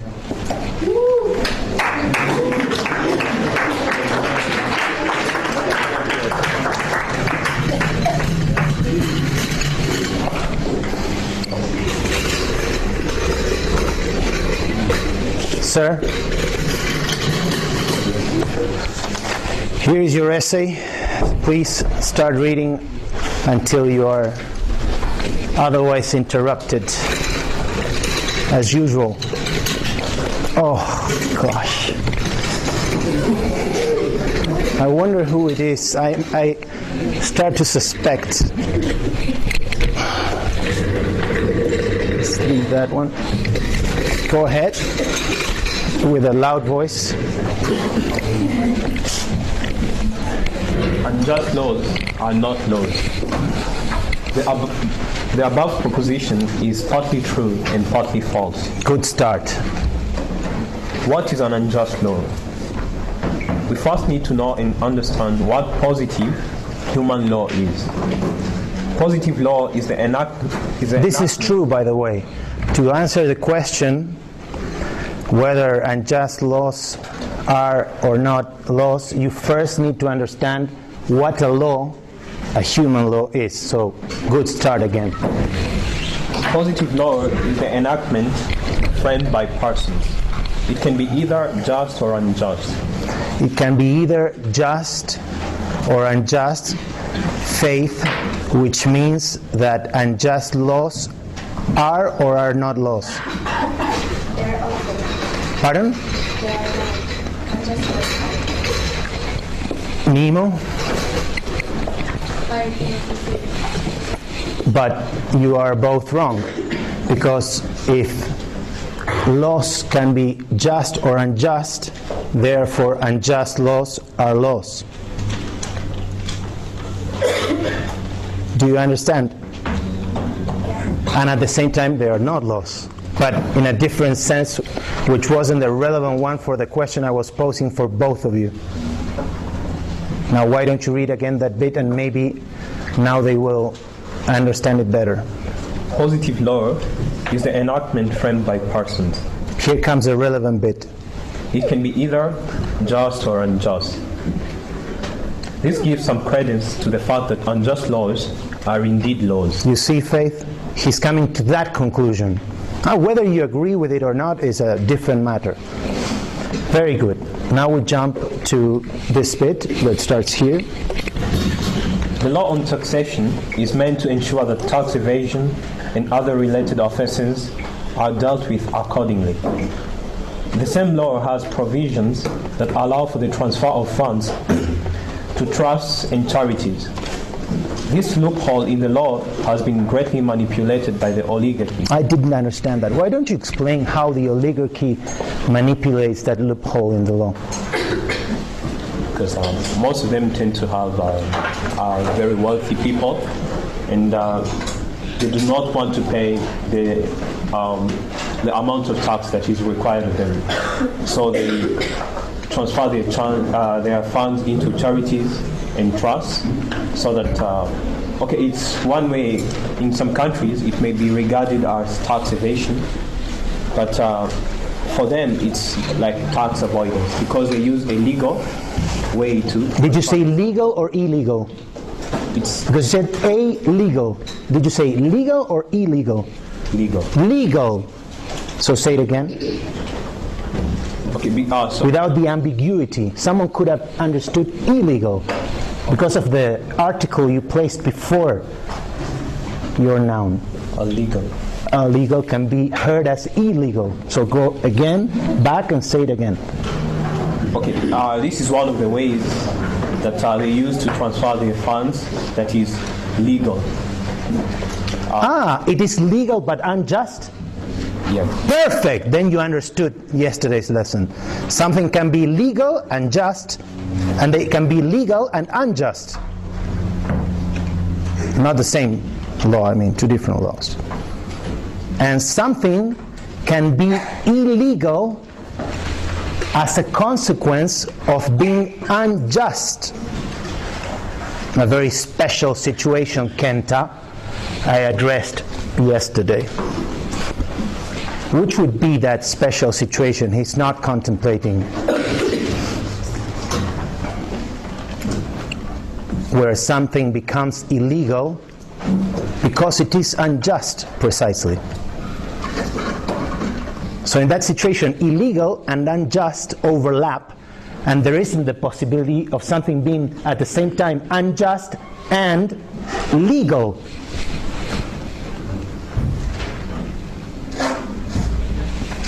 Yes? Sam? Yeah, again? When you refer to the constitution of a country, if a law is against the constitution, it is illegal, even if it is just. And if it is unjust and it's constitutional, it is legal. Yes, but what if it is unjust and also illegal as a consequence of its being unjust? For this to happen, what do you need to have in the constitution of that country? Can anyone help? Yes? Robert? Pardon? A what? I can't hear you properly. Maybe if you shout? Penal code. A penal code. No, a constitution won't have a penal code. Yes? A sanction. No. It's something we said yesterday. Yes? It should start as we as the people. Pardon? We as the people. It should start as we as the people. Indeed, that has nothing to do with what we saw yesterday. Yes, Doris. Pardon? The Constitution will be illegal. We dealt with that yesterday, but that's for a different scenario. That's for a scenario of an unjust constitution, which has nothing to do with what we're saying now. It's the South African example. The Constitution should have a clause where it does not accept the promulgation of the unjust law. Exactly, something along those lines. We will be talking about a constitution that includes some provisions regarding justice, regarding natural law, the violation of which by an unjust law will make the law simultaneously what, Robert? Illegal.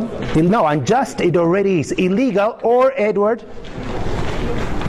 or it will make that law Louder? Unconstitutional. Very good. The law will be simultaneously unjust and unconstitutional, because it will be unjust because it immorally deprives of equality to Indians, as in the example yesterday, of a law that I invented. And it will be unconstitutional because there is an equality right in that constitution. So that law will be simultaneously unjust and illegal. So his scenario could not happen with that constitution.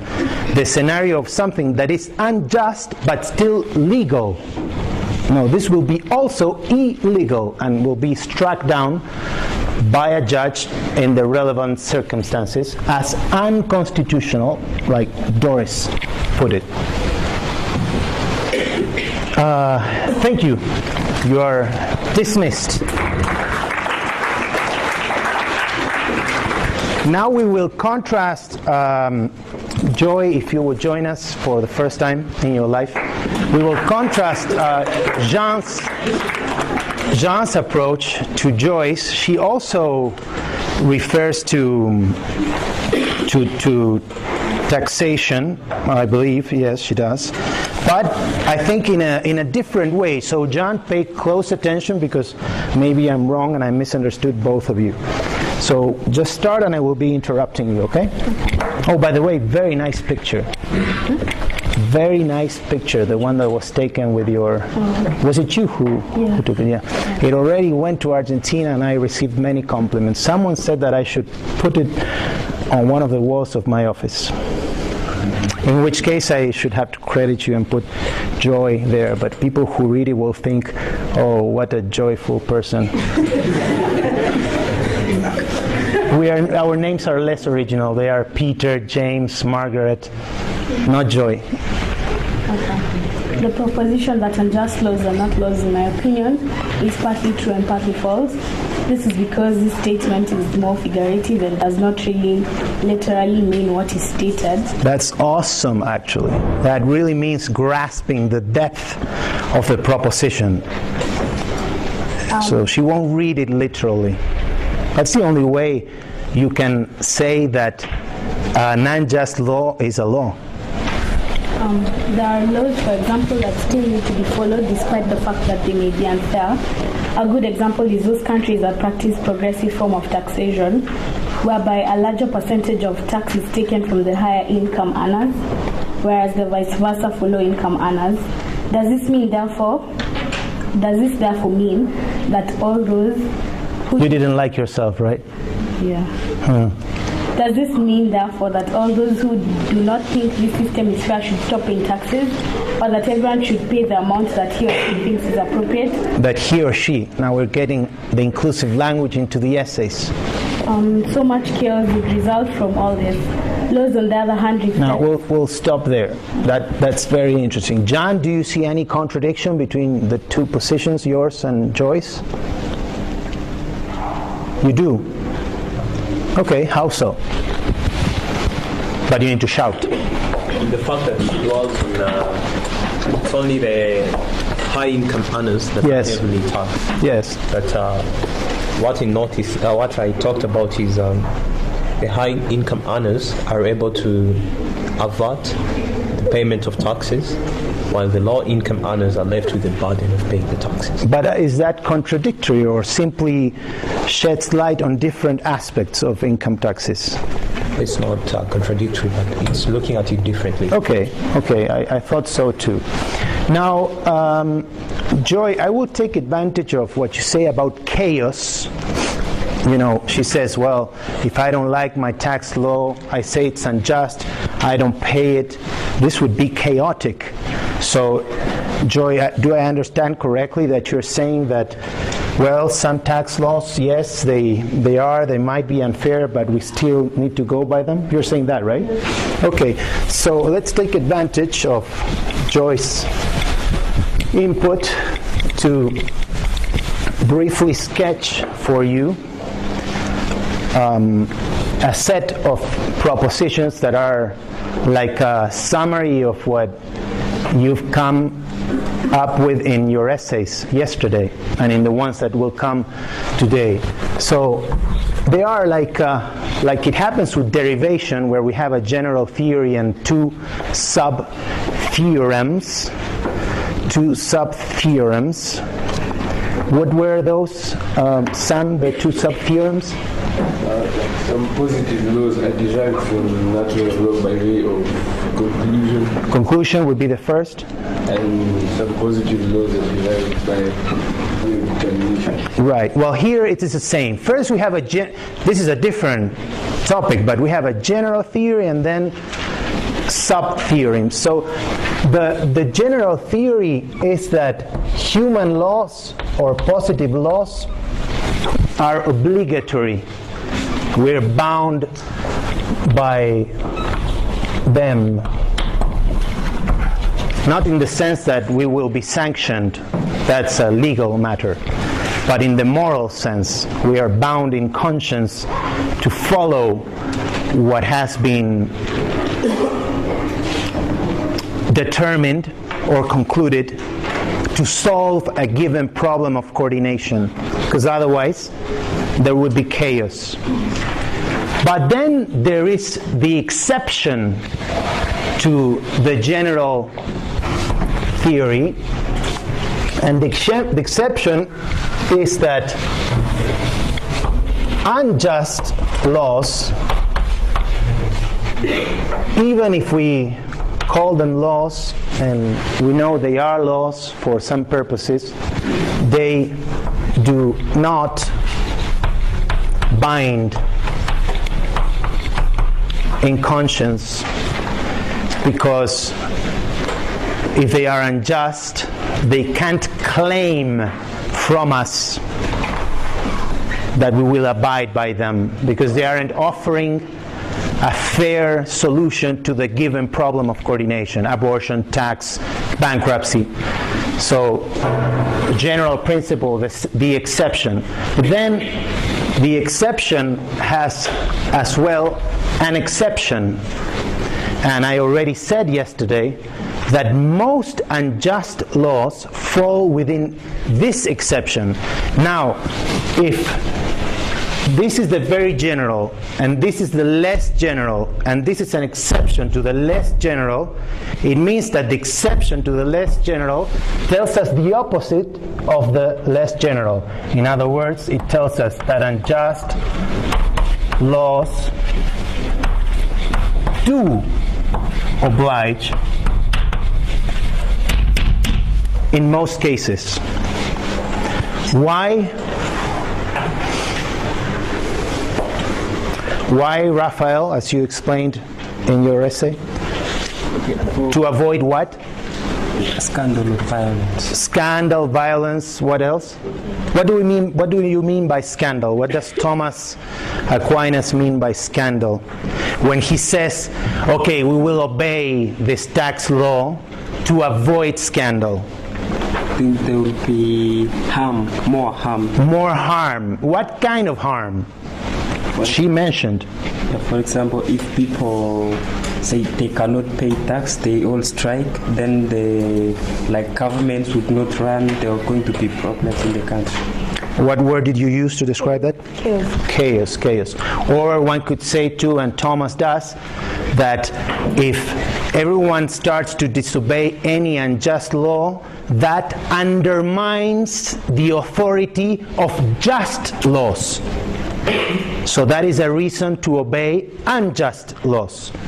To preserve the authority of just laws, which are normally 95% of the laws of a system, unless a system is the evilest system in the world. In that case, it is not true that most laws are just. But let's think about a country where most laws are just. If you disobey the one unjust law, then you are undermining the authority of the rest of your legal system. So you will only do that under very special circumstances. So unjust laws that oblige, they do not do so on account of their content, because their content is unjust. So it can't claim obedience.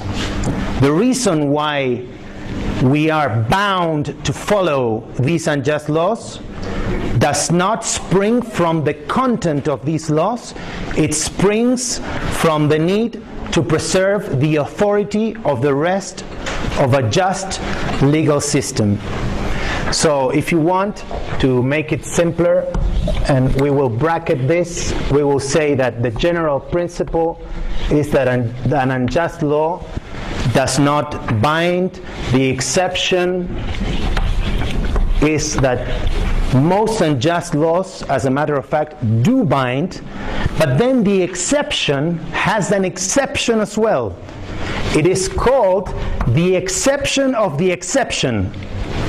And the exception of the exception has to do with Ronnie's essay, where he said there are some cases in which it is not that we have the right to disobey, we must. So this is the case of some unjust laws. How does Thomas call these? Those which are opposed to divine law. Wait, I couldn't hear you, sorry. The laws that are opposed to divine law. To divine law? Did you say that? Yes. To divine law. Okay, because he's a theologian, so he's using that terminology, but we'll try to transform it into ethical, non-theological categories.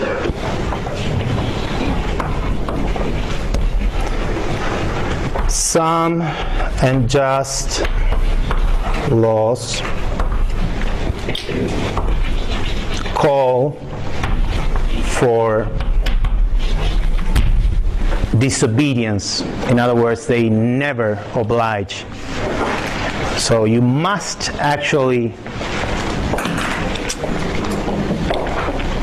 disobey in this exceptional scenario that Thomas calls laws against divine law. Some people in their essays gave examples that are quite near target. They all boil down to a situation that is easy to understand in general terms and then difficult to pin down when you have a given Kenyan law and you want to know whether it falls in the exception or in the exception of the exception. For example, an abortion law.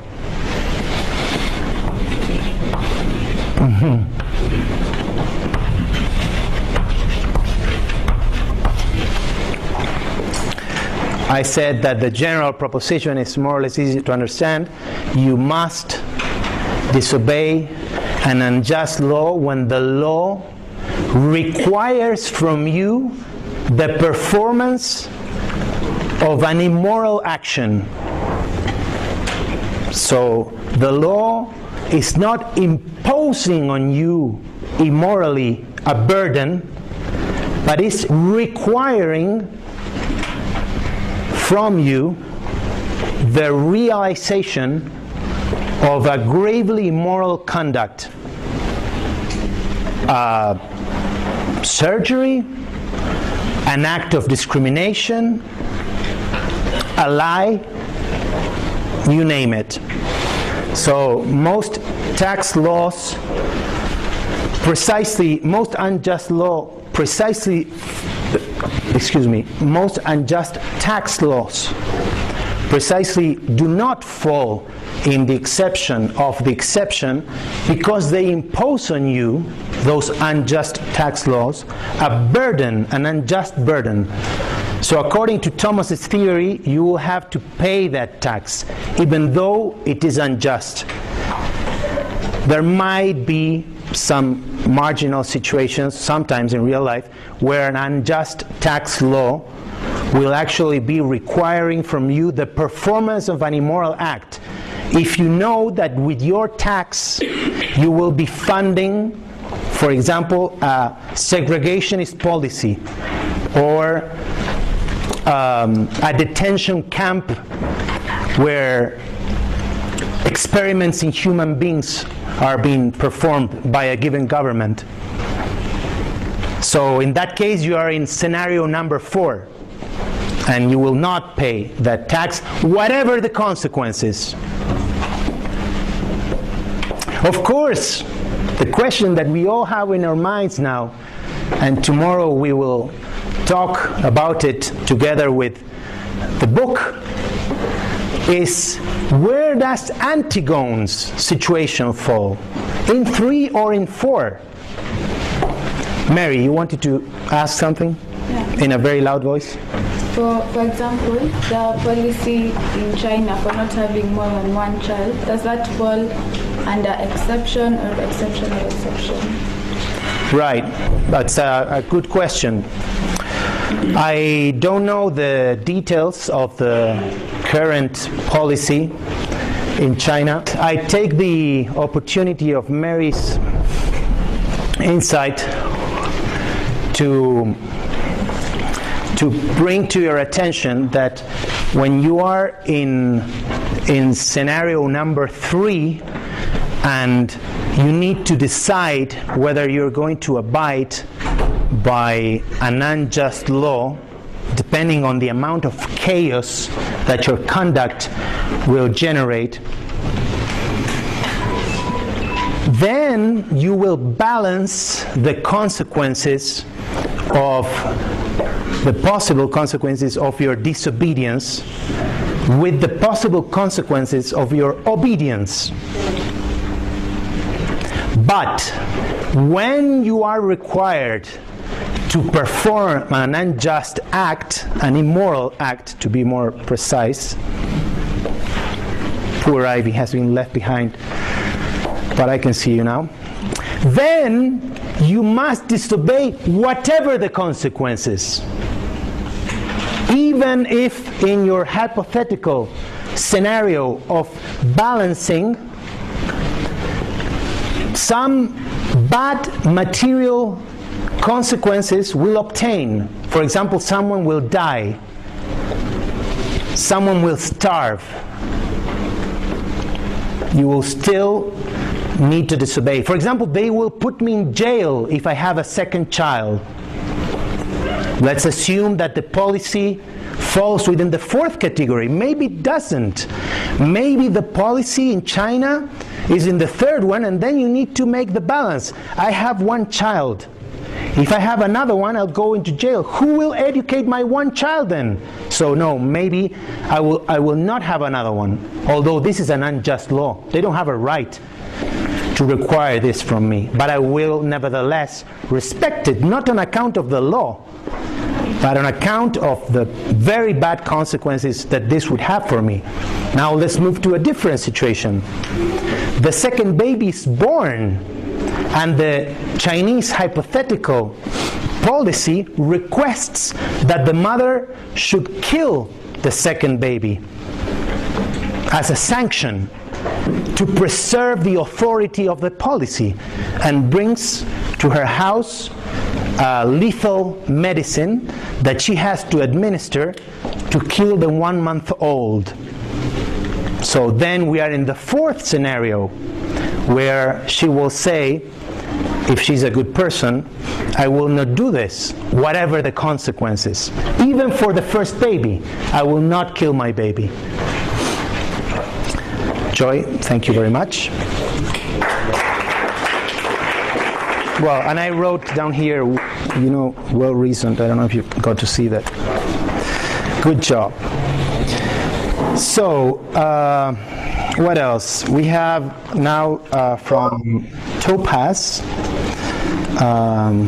Okay, we have one of the Timothys, and we have Bavazir. So, let me give you this here. Yeah, thank you. Thank you, John. This was good teamwork.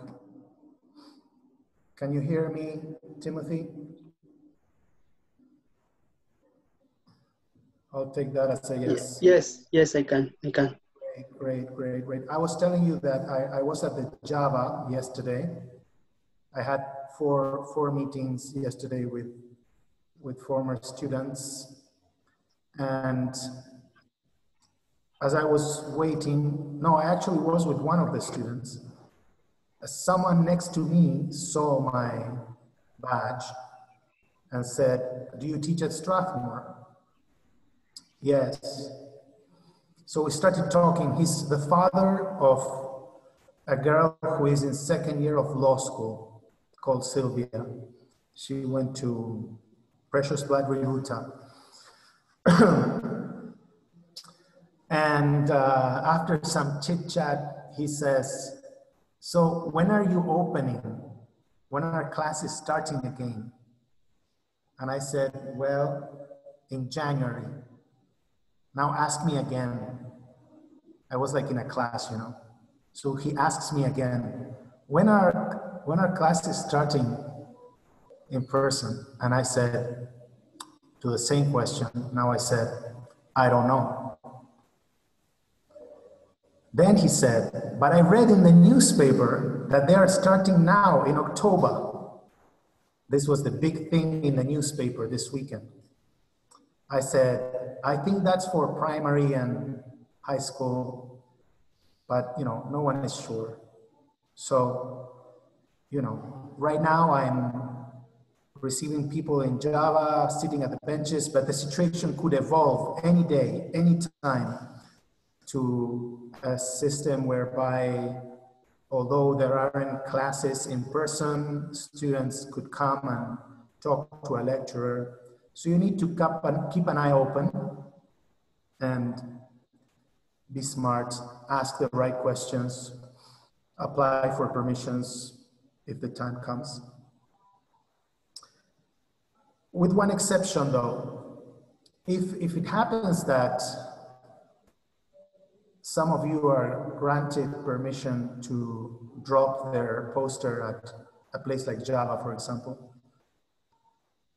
which I'm yet to hear, as I said, from Mukami, that won't be for purposes of explaining the poster to me. The case with the drawings, the posters, has always been that they have to be self-explanatory. They are visual tools and I need to look at them and understand. Even when we did the Sweet 16, which we did every year until now, only those who got to the final round got to explain. But the Sweet 16 got picked by Mukami and I in previous years without ever talking to the drawers. We just looked at them and we decided which were the 16 that made a better job of communicating the prompt. Now this year, there won't be a Sweet 16 tournament, unfortunately, but still around 20 people in your class and 20 people in the other class have applied to draw, and I've granted permission to them to draw.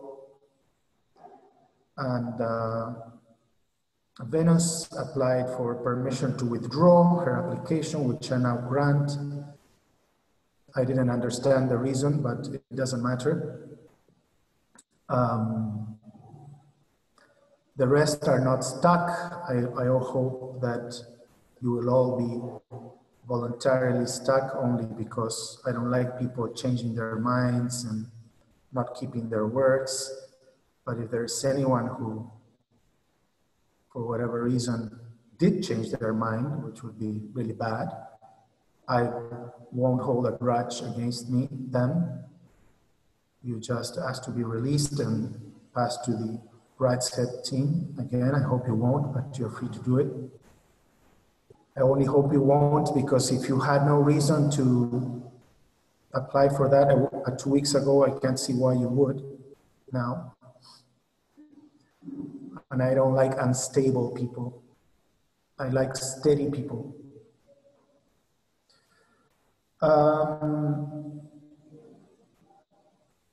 Tomorrow after a first segment of conceptual teaching like today, I'll open the floor for questions about those topics, but also about the drawings. If you have questions, I'll be happy to take them tomorrow.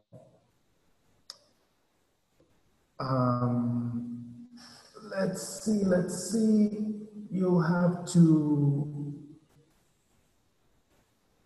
scan or otherwise efficiently photograph your drawings to upload them to the e-learning platform.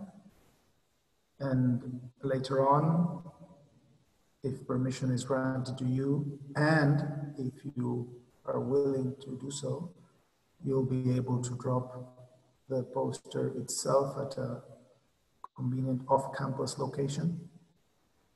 That's the situation. Now it changes every day.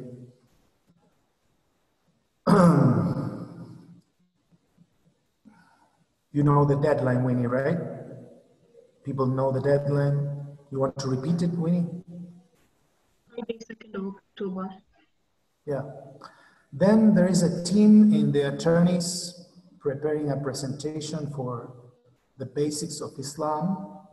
And unless I hear from some of you in the class, Muslim fellow students who would like to do the same for the advocates, I will have those attorneys visit our class in due time to share with us the basics of Islam. Auntie, kindly, if I can comment on that, we actually... It's Munene speaking. Remember the drill. Sorry. Yes, it's Munene speaking here. If I can kindly comment on that, about the presentation on basics of Islam. We actually got people, and I think I emailed you, but I think it was the day you were traveling, or the day before you were traveling to Kenya. Sorry, I can't understand you. Perhaps you speak more slowly or something like this? Oh, sorry. No problem. Okay. It's about the presentation on basics of Islam, yeah? The one you're talking about. I'm saying we found people in the advocates class, in our class, to do it. And I emailed you the list of people. Maybe I can forward the email to you again today so that there's clarity on that. Thank you. Perhaps I'm confused. Perhaps the volunteers I got are from the advocates class. Are you suggesting that? What I'm saying is that I sent you a list of the people who volunteered in our class. Yes. I can't hear you, sorry. Winnie, what is he saying? He's saying that he sent you an email either the day before you traveled or on the day that you traveled with names of people from our class who would like to present on the basics of Islam. Yes, but then I asked him a different question, the answer to which, Winnie, you probably know. I asked, is it not the case that maybe I'm confused and it is from the advocates and not from the attorneys class that I've gotten a solid offer of a presentation? That could be a possibility, yes. Well, if that is the case, then what I said might be reversed and the advocates may visit the attorneys. You see, someone told me, but I forget now who it was, that there aren't hardly any Muslim students in one of the two groups. But maybe it's the other group where there aren't. I fear I'm right, though. I think it's our class. Kerubo knows. Tell us, Kerubo. I'm not wrong. Our class has the lesser population of Muslims. Okay, perfect. Then do email me, Munene, and we take it from there. It's going to happen next week. Sure. Thank you. I did see your email, Munene. Okay. Thanks. Right.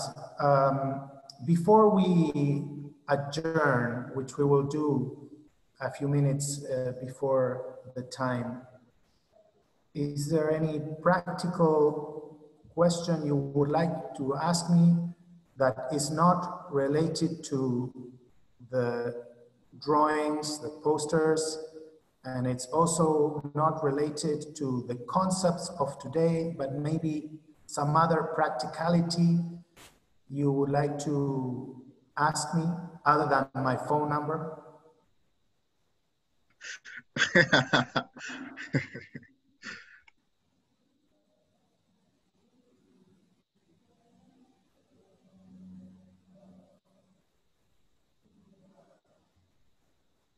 Okay, in which case, we'll see Santi, you I have a question for tomorrow. you. Oh, Randy, yes, please. So the only places you go to are the benches and Java? No. But ask me the question again. The only places you go to, or the only places you'll be for this period is either the benches or Java. Winnie, what is he asking me? The only place is that? Are the only places you go to the benches and Java? Me go to, no. Go to is the verb. Go to, no.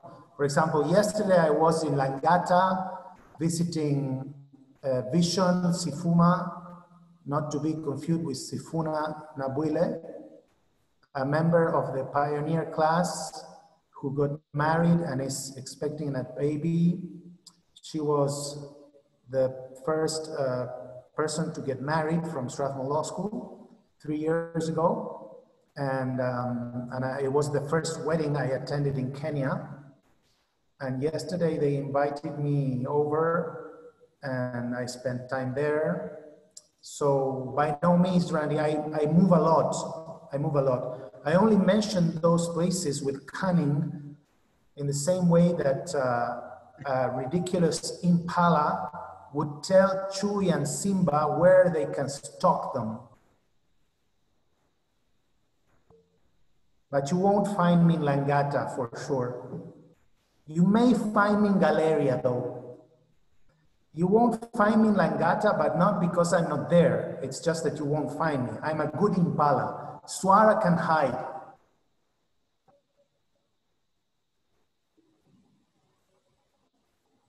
Although Swara, when Swara is a Muzungu, you know, he's so visible.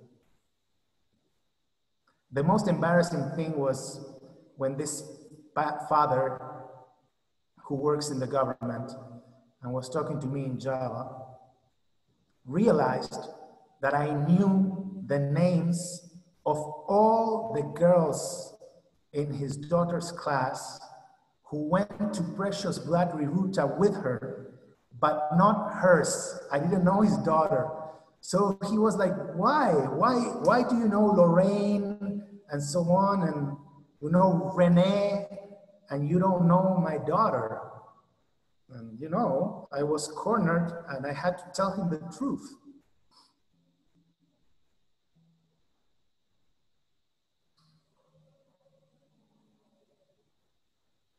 Come on, Tracy, ask me.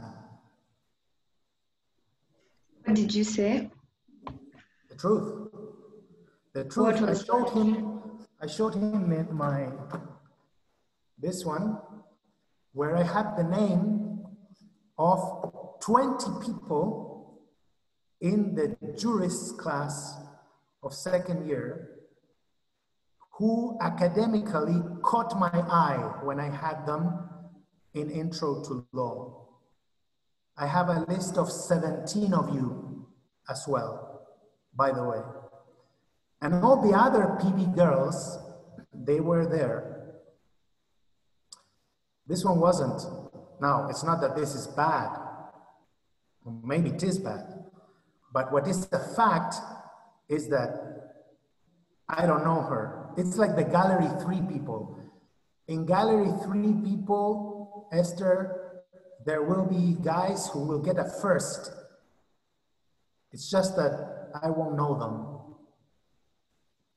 Normally, there aren't many like that. Typically, when I sit in Graduation Square, I'm very happy and content to see that almost all the best students were very close to me. Many of them came to Argentina.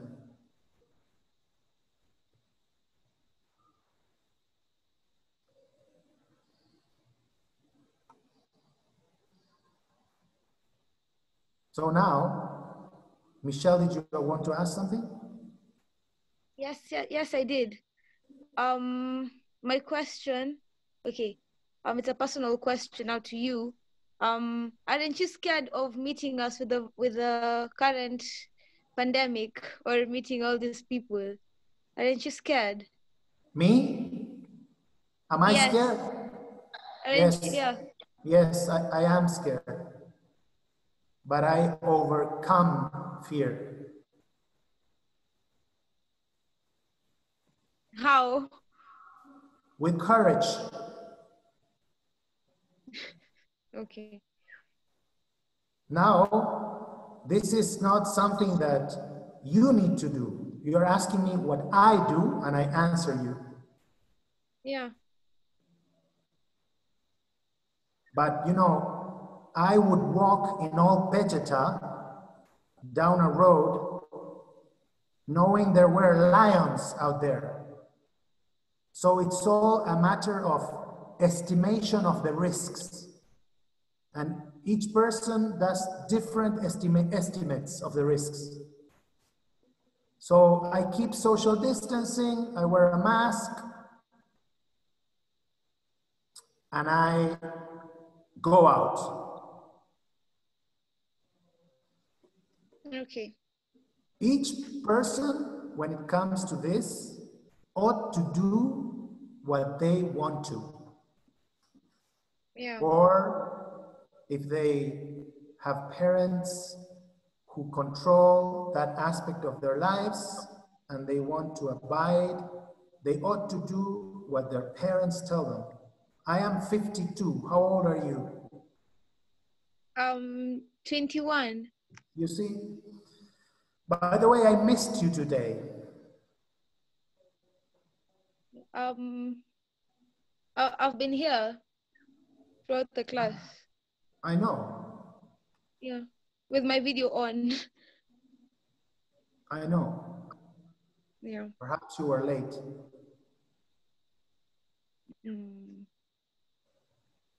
Were you? Maybe.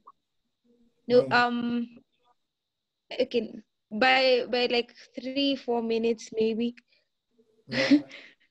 Yeah. So let's start on that note about maybe let's start on something funny. Where is Randy? Is he there? No, it wasn't Randy. Yes, it was Randy. So for example, Randy, on Sunday at 5 p.m., I was where I met Munene some time ago, which is why I'm so baffled now that he is asking me about the basics of Islam. I met him in church, Catholic church in Westlands, Consolata. So I was there on Sunday, again, social distance, blah, blah, blah. And then one of my dear students in what I call the Pioneer +2 class. So Pioneers started in 2012, Pioneer +2 started in 2014. One of them, she goes to my church. We met there a few times, and I told her, I'm driving from Laikipia, I'm going to this mass. She said, I lapsed. I lapsed. I left behind the practice of religion, but I will come today because I'd like to see you. So she came. She arrived late, but she came. And then when mass is over, now I think Yvonne's mother is interested in this. When mass is over,